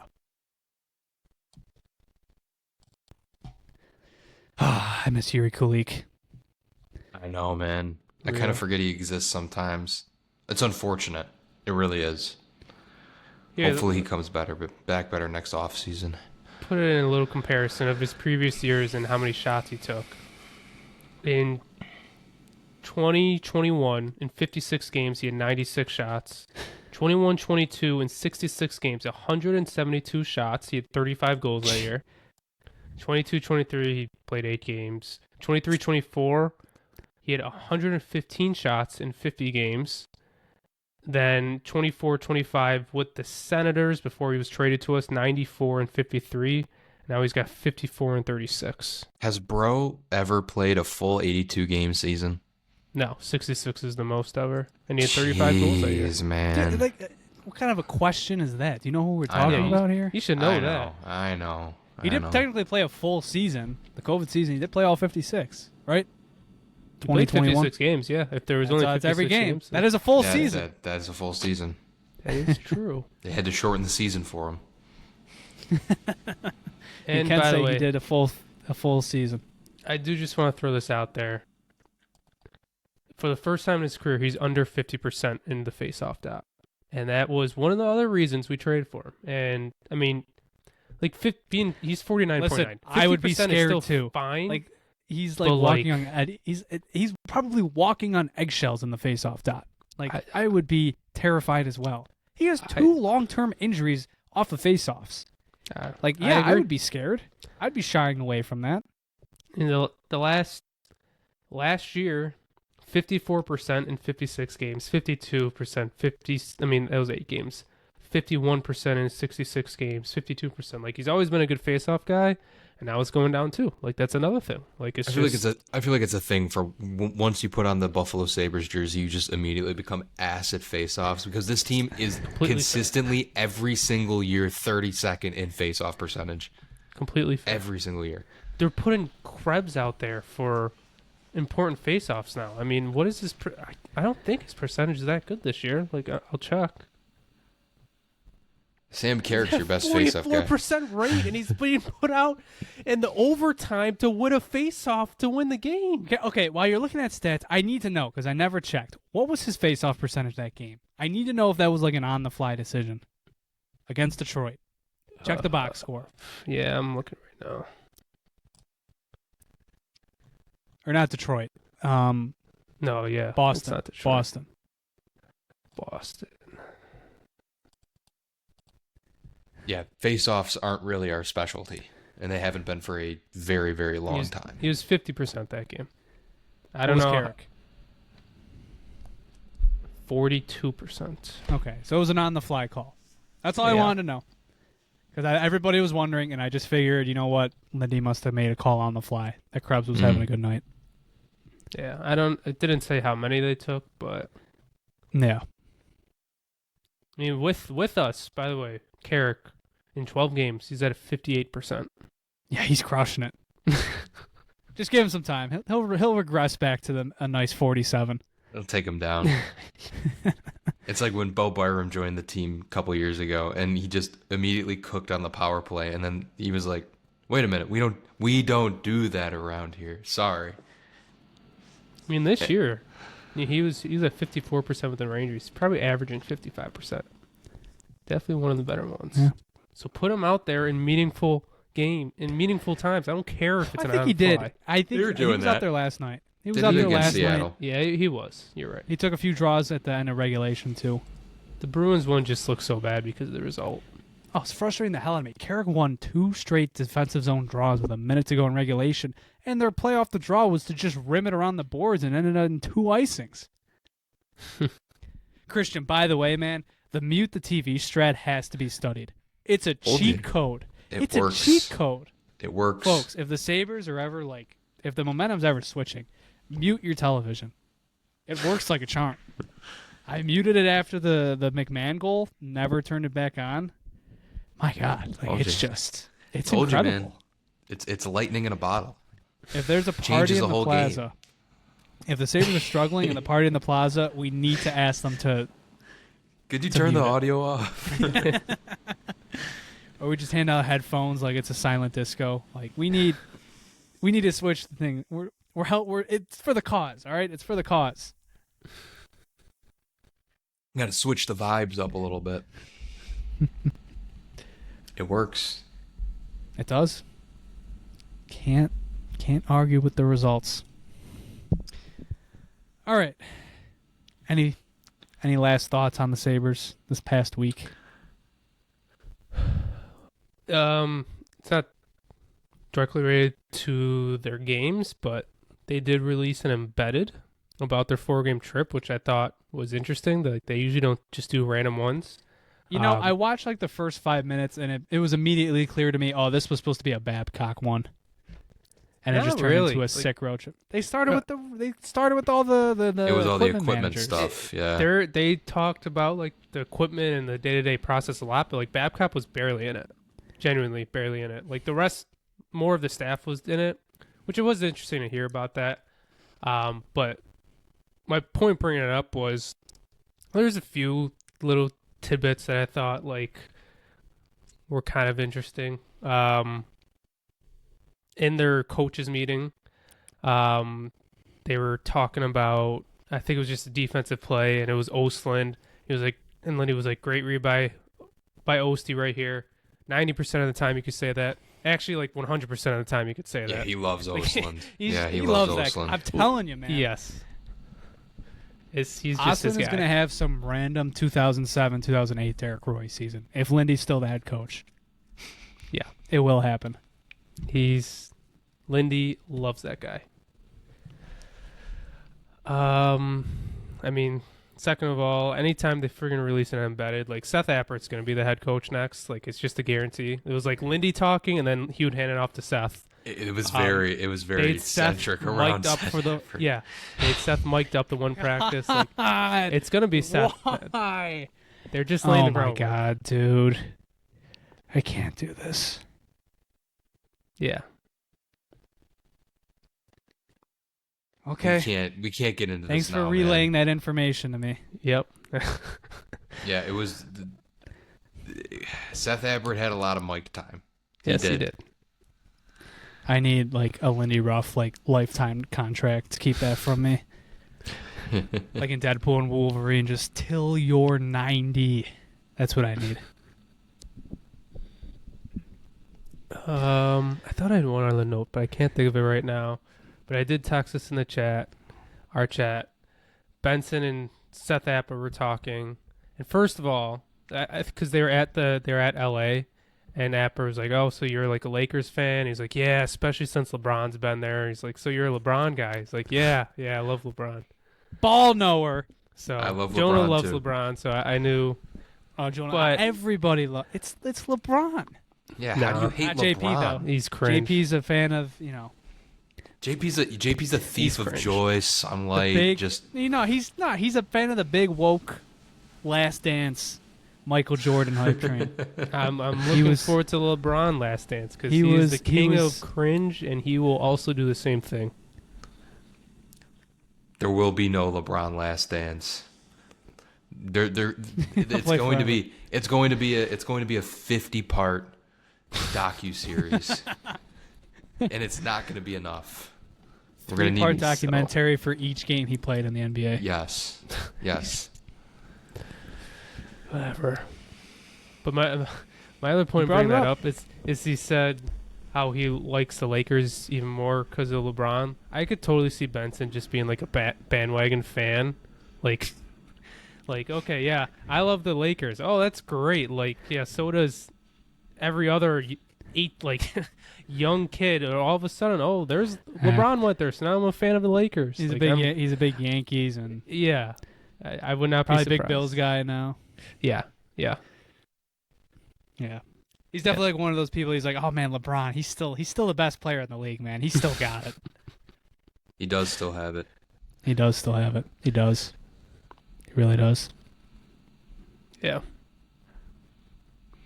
That was all. It was just the two other main points. I thought I had another, but I can't really think of it. All right.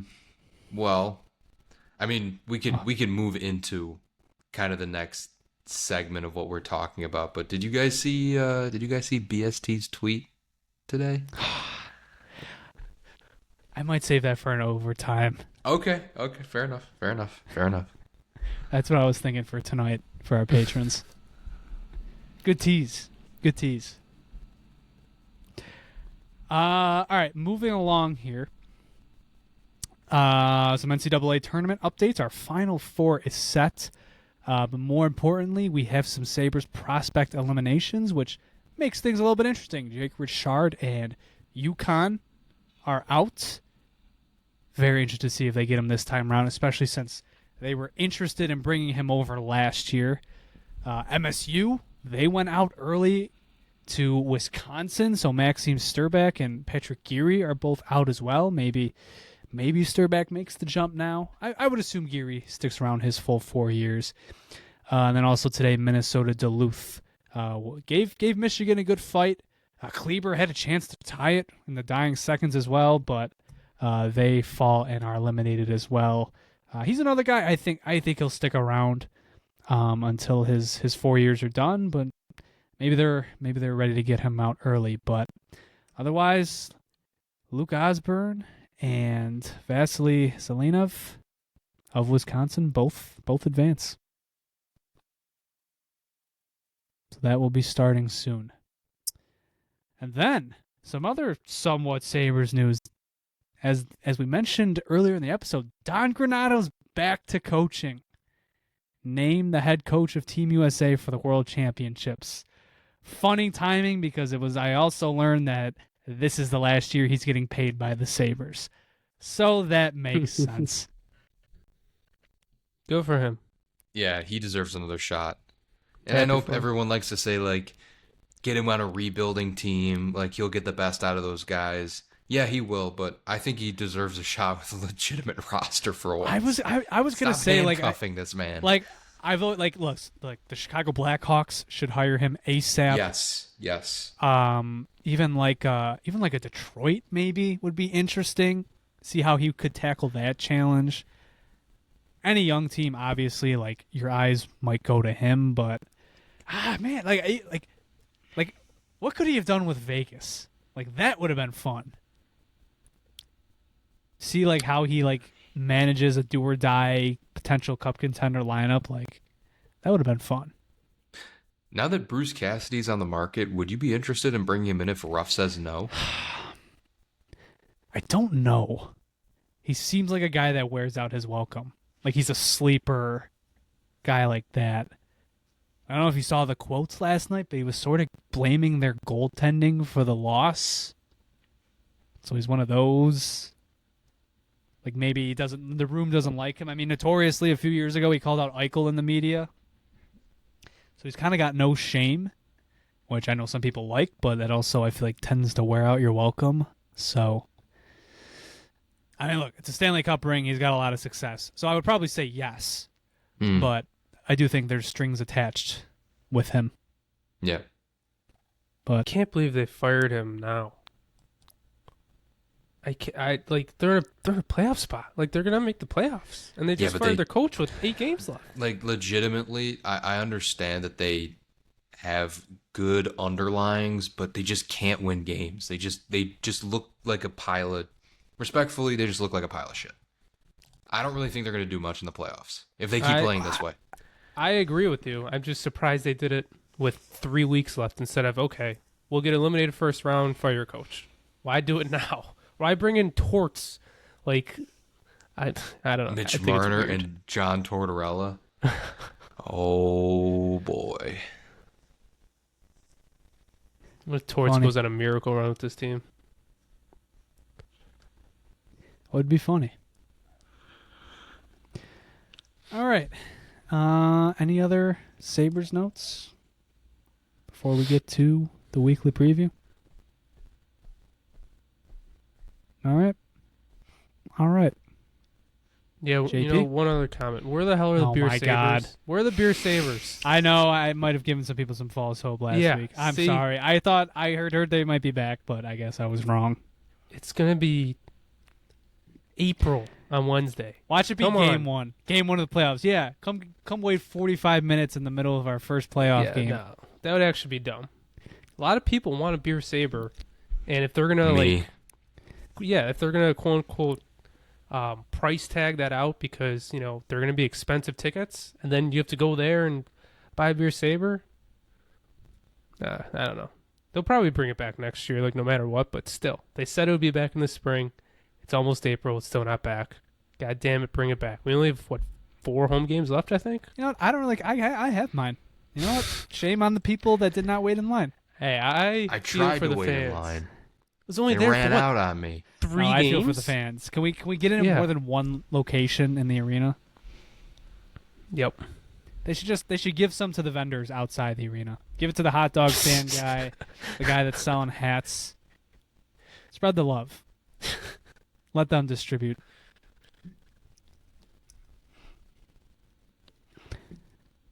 All right. JP, take it away. All right, week 24, officially 6 months into the season. We have 3 games this week, 3 in-conference games against 3 teams fighting for a playoff position. So it's going to be should be 3 closely contested games. You got 3 desperate teams. They're playing for it all right now. First game, Sabres versus Islanders. This is at home, Tuesday at 7 on MSG. Islanders are 42-27-5, second in the Metro, and 9 points behind us. They are 3 points clear of the wild card spot right now. They're on a 2-game winning streak, beating Dallas and Florida after losing to Chicago on Tuesday. They do face Pittsburgh tomorrow at home and then travel to us on Tuesday, so we do have the rest advantage. So we better win that game. And then we are 2-0 against them so far this season. Their power play is 31st in the league. Penalty kill is 8th. Goaltender matchup, if they keep going every other, which is going to be my assumption, it'll be Lyon versus Ilya Sorokin, or it could be David Rittich since it's a back-to-back. Sorokin, 28 and 18, 2, 9-14, 2.47 goals against, 32.5 goals save above expected, which is first in the league. Sorokin, one of the main reasons why they are friggin' in this playoff spot right now. One of the reasons. There's one of 2. Yeah. Him and Matthew Schaefer. Him and a toddler. And then David Rittich having himself a pretty good year too. He's 14-9-3, 895, but he's 25th in the league in goals save above expected, 2.77 goals against. So you could get Rittich since it's a back-to-back. So we will see. I mean, what they face Pittsburgh. So actually, that's a huge divisional game for them. So I think we'll actually get Rittich. So I'm gonna give a JP guarantee that we will be facing Rittich on Tuesday. Injuries, Tony DeAngelo is day-to-day and likely won't be back against us. Alexander Romanov is week-to-week. And then Pierre Engvall, Kyle Palmieri, and Simeon Varlamov are out for the season. Barzal leads the team in points with 65 and has 47 assists, which is also team leading. Bo Horvat leads the team in goals with 30. Anders Lee and Simon Holmstrom at 39 points. And then Matthew Schaefer, as an 18-year-old rookie, 19-year-old. He's second on the team in points with 56, 22 goals and 34 assists. He's unbelievable. I'm assuming he's the favorite for Rookie of the Year. I haven't checked other rookies. Yeah.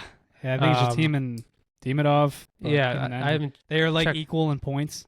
Okay. Yeah, I haven't checked Demidov's point production recently, but If it doesn't go to Schaefer, it's ridiculous. Yeah, it's ridiculous. He's been unbelievable. I think it definitely will, considering first overall pick. They always love to do that. So, and then their big deadline addition, which was kind of questionable at the time, but he has 7 points in 11 games. Braden Shen, they gave up a first round pick for.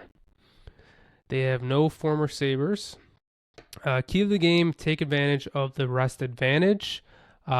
Really try to blitz them. We know they love their defensive play style, so really just try to dominate, get an early goal, and make them, fight back and play some offense. Then Sabres play at Ottawa on Thursday, 7 p.m. on MSG.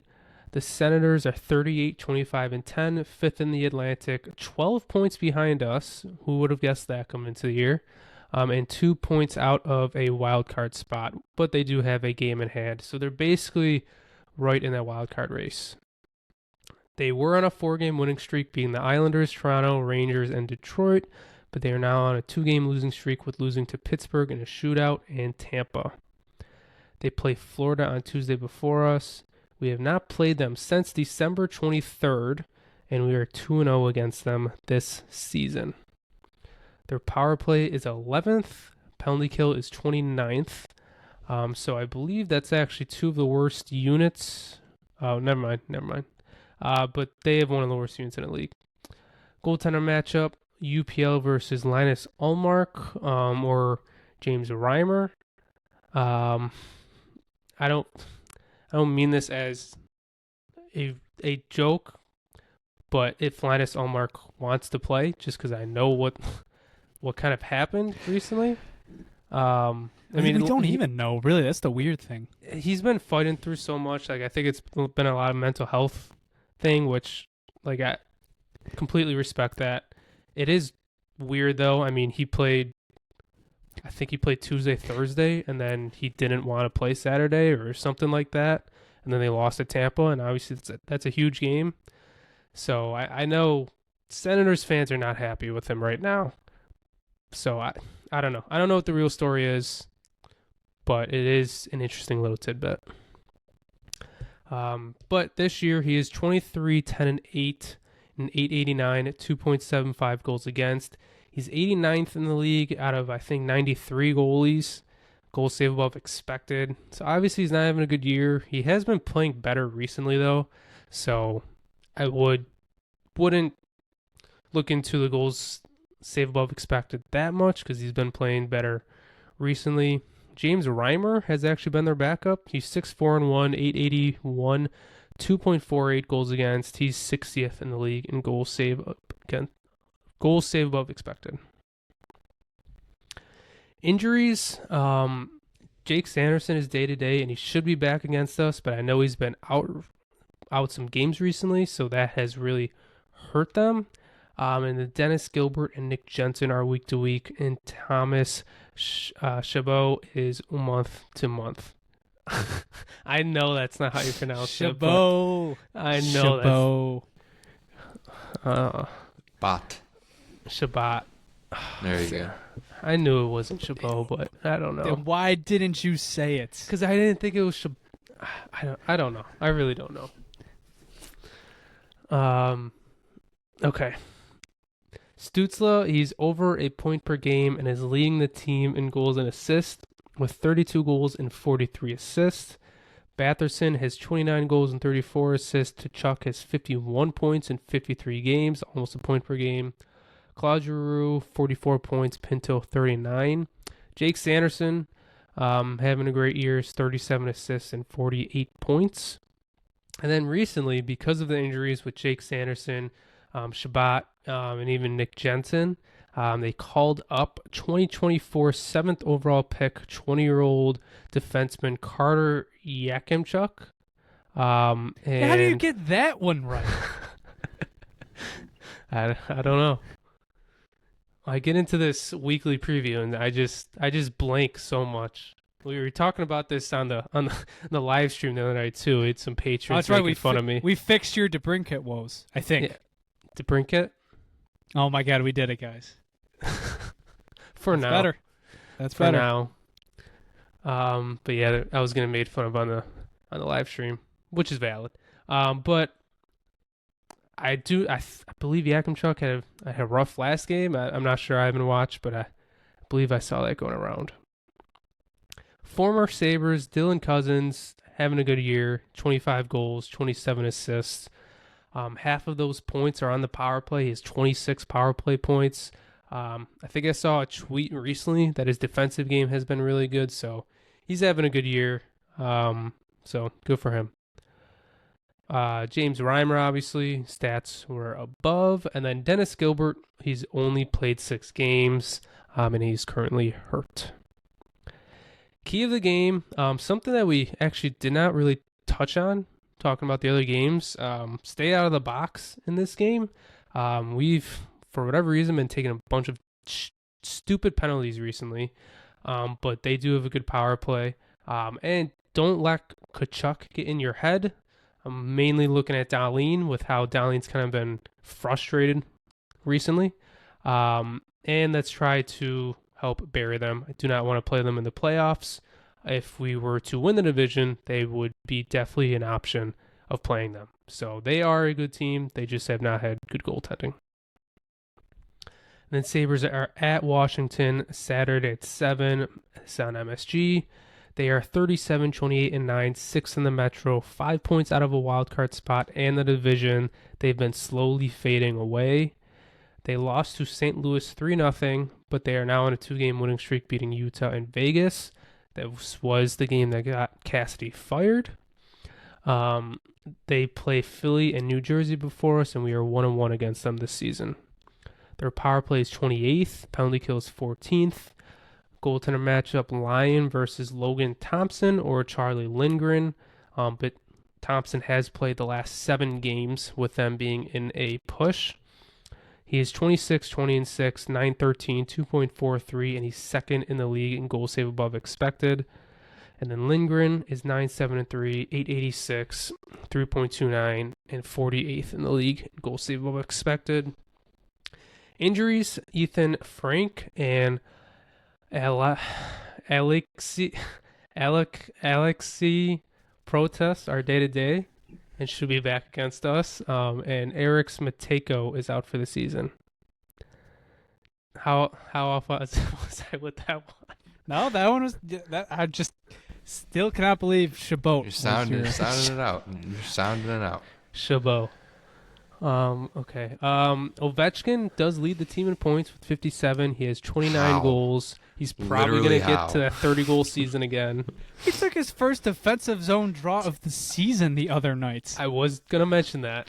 It took him, oh my God, how many games has he played this year? Probably 73, 70. I think it was. I don't think he's played every game. Oh, he has? I think. Or at least it's his first game of the season this year. And he's played every game. He's played 74 games. Okay, so 7-3. So there you go, yeah. Game 73.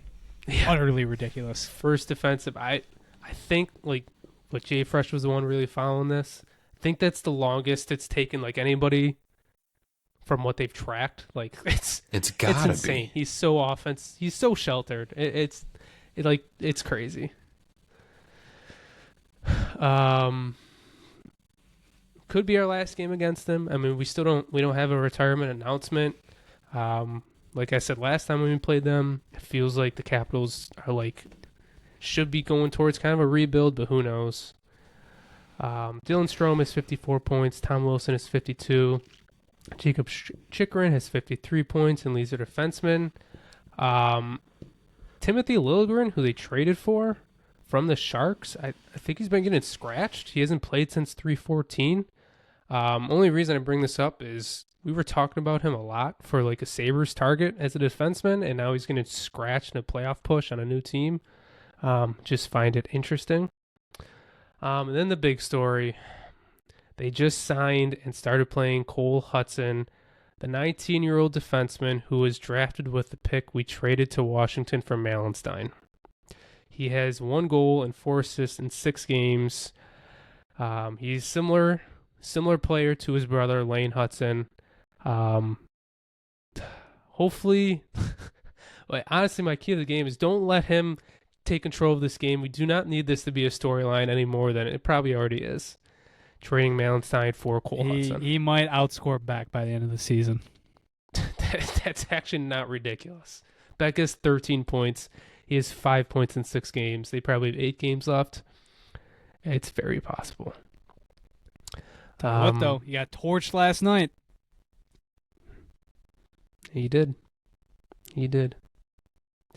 I have a feeling. I mean, we talk about Jonah talks about the McCarr crime family, the Hudson. I feel like the Hudson family is going to be there soon. I mean, we already don't love Lane, but now we got Cole in the league too, and he's got a Sabre connection. But so yeah, we got at home against the Islanders Tuesday, at Ottawa Thursday, and at Washington on Saturday. Let's try and take 2 of 3, but these are massive games for these. I mean, they're big games for us too, but they are literally fighting for their playoff hopes, so they are going to be playing desperate. Definitely got to show up prepared and play better than you have been recently. And good goaltending. I mean, Sorokin and Thompson are literally the 2 best goalies in the league this year, and Ullmark has been playing better recently.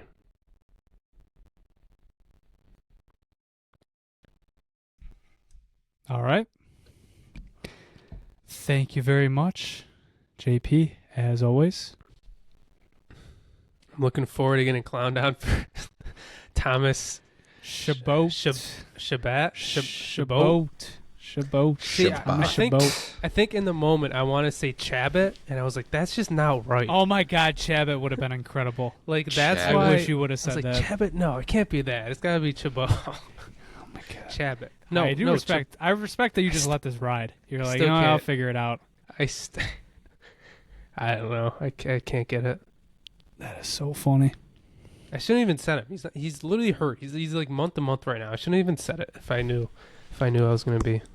It's pretty important. He's a pretty good player. Yeah, he is. Yeah.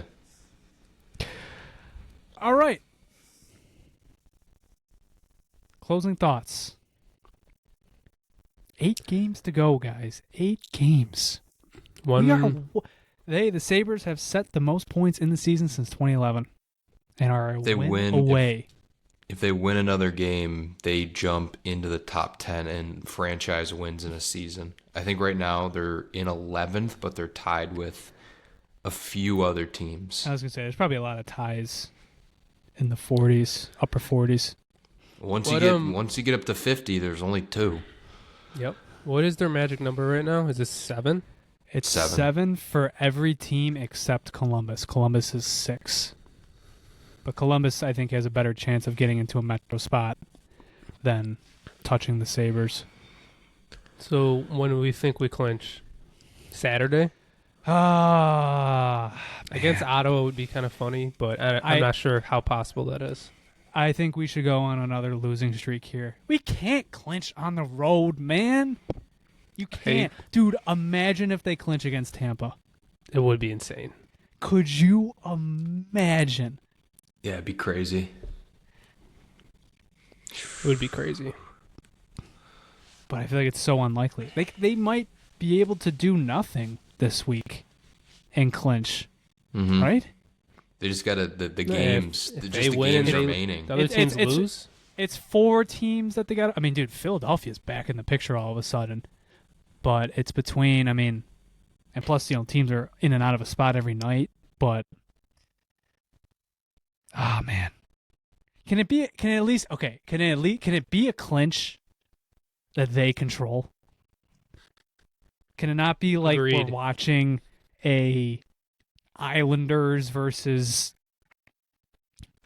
I don't even know, Islanders versus like Toronto game or something, and the Islanders lose, and that's how we clinch the playoffs? Like, come on. I don't need a Bills level drought moment. It's not going to happen at this point. But can I get something similar? Tampa would be awesome, man. Tampa would be so cool. That would or be even awesome. something like the last time that they clinched a spot. Where everybody's Where on they their ran feet, it out. everybody's cheering, you're running out the clock. Everybody, I need a moment where everybody's taking it in. Like, taking in that moment. It's a good point. I have not thought about that yet. That we could clinch it and wouldn't even be like after we win a game. Yeah, or like something. if they're in Ottawa, Sabres fans really don't travel to Ottawa. Washington usually is a good contingent, but I mean, imagine if we bring it to overtime and we clinch the playoffs, but then we lose that game. I wouldn't be if it's at home. I want the moment. I want everybody on their feet. Yeah. Cheering, sometimes it just hugs doesn't in the crowd. happen. I remember, there Doesn't were happen a Carolina magical fans. moment, man. I still remember they were friggin' Carolina fans. I know Fans, exactly what quote you're talking unquote. about. They were crying when they Yep. broke their droughts back in 2019. Like an old couple. I know like- exactly the video you're talking about. Yep. Yeah. Like, I don't know. If it would be against Tampa, that'd be incredible. I will be there with my father, and like that would be pretty special. They'd definitely get like a round, a standing ovation for probably like 5 minutes straight. Like that would be peak. But I think it's gonna happen this weekend before it. Unfortunately, we'll see. I don't know who the other teams play, but yeah, obviously it's all we like play inner- Ottawa. I mean, that's it's all inner stuff. I mean, your I mean, next three, these two of these next three games, you're not knocking off. If you win, you're knocking off magic number totals. Yeah, I guess it is almost. I don't want to say better, but like if you lose, like the magic number doesn't decrease. Yeah, Islanders not. I mean, they're in a division spot right now, but Ottawa Right now, definitely. I don't think they're gonna finish in a divisional spot. I mean, Ottawa would be like a 4-point swing though. Yeah, I mean, that'd be 4 points off the magic number, and I think they would be at the bottom. So, yeah, we'll see. But hey, Mhm. next episode we could be talking about Oh, playoffs for the man. first I time can't ever. believe it, dude. I can't. It's right there. It's only taken 4 years of this, and 10 Four- a And decade a before lot that. more, and a lot more years of hardship. 4 off long, screen. grueling years of talking. Who would have thought, man? Who would have thought?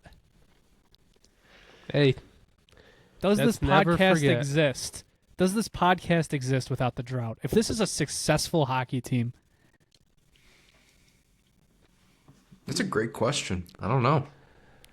that is a good question. Maybe not. maybe not. Our lives would probably be better off for it. Yeah.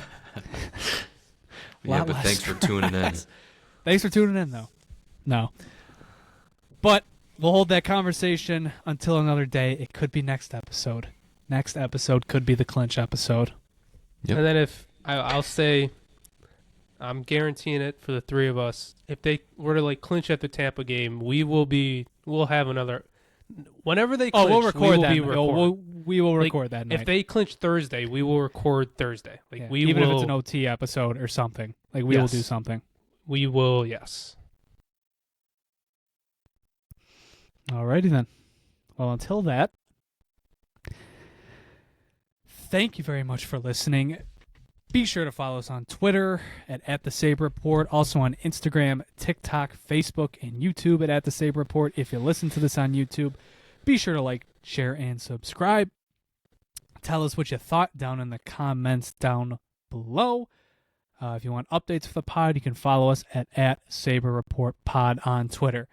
Go give our friends over at the Buffalo Sports Talk podcast a listen. You might have seen their tweets circulating today.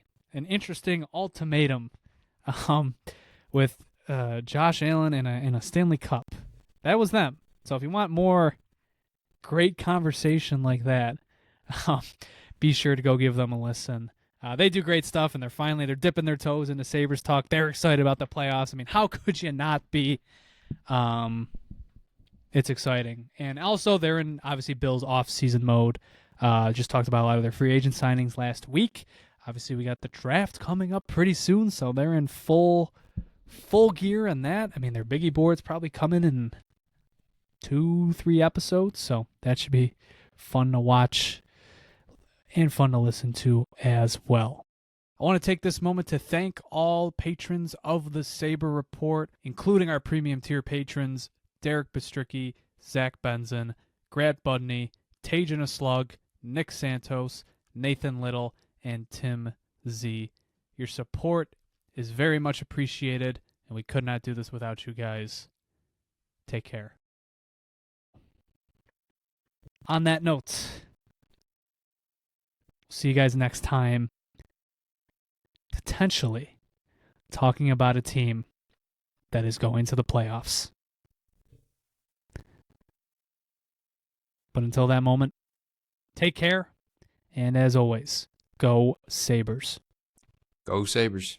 Go Sabres.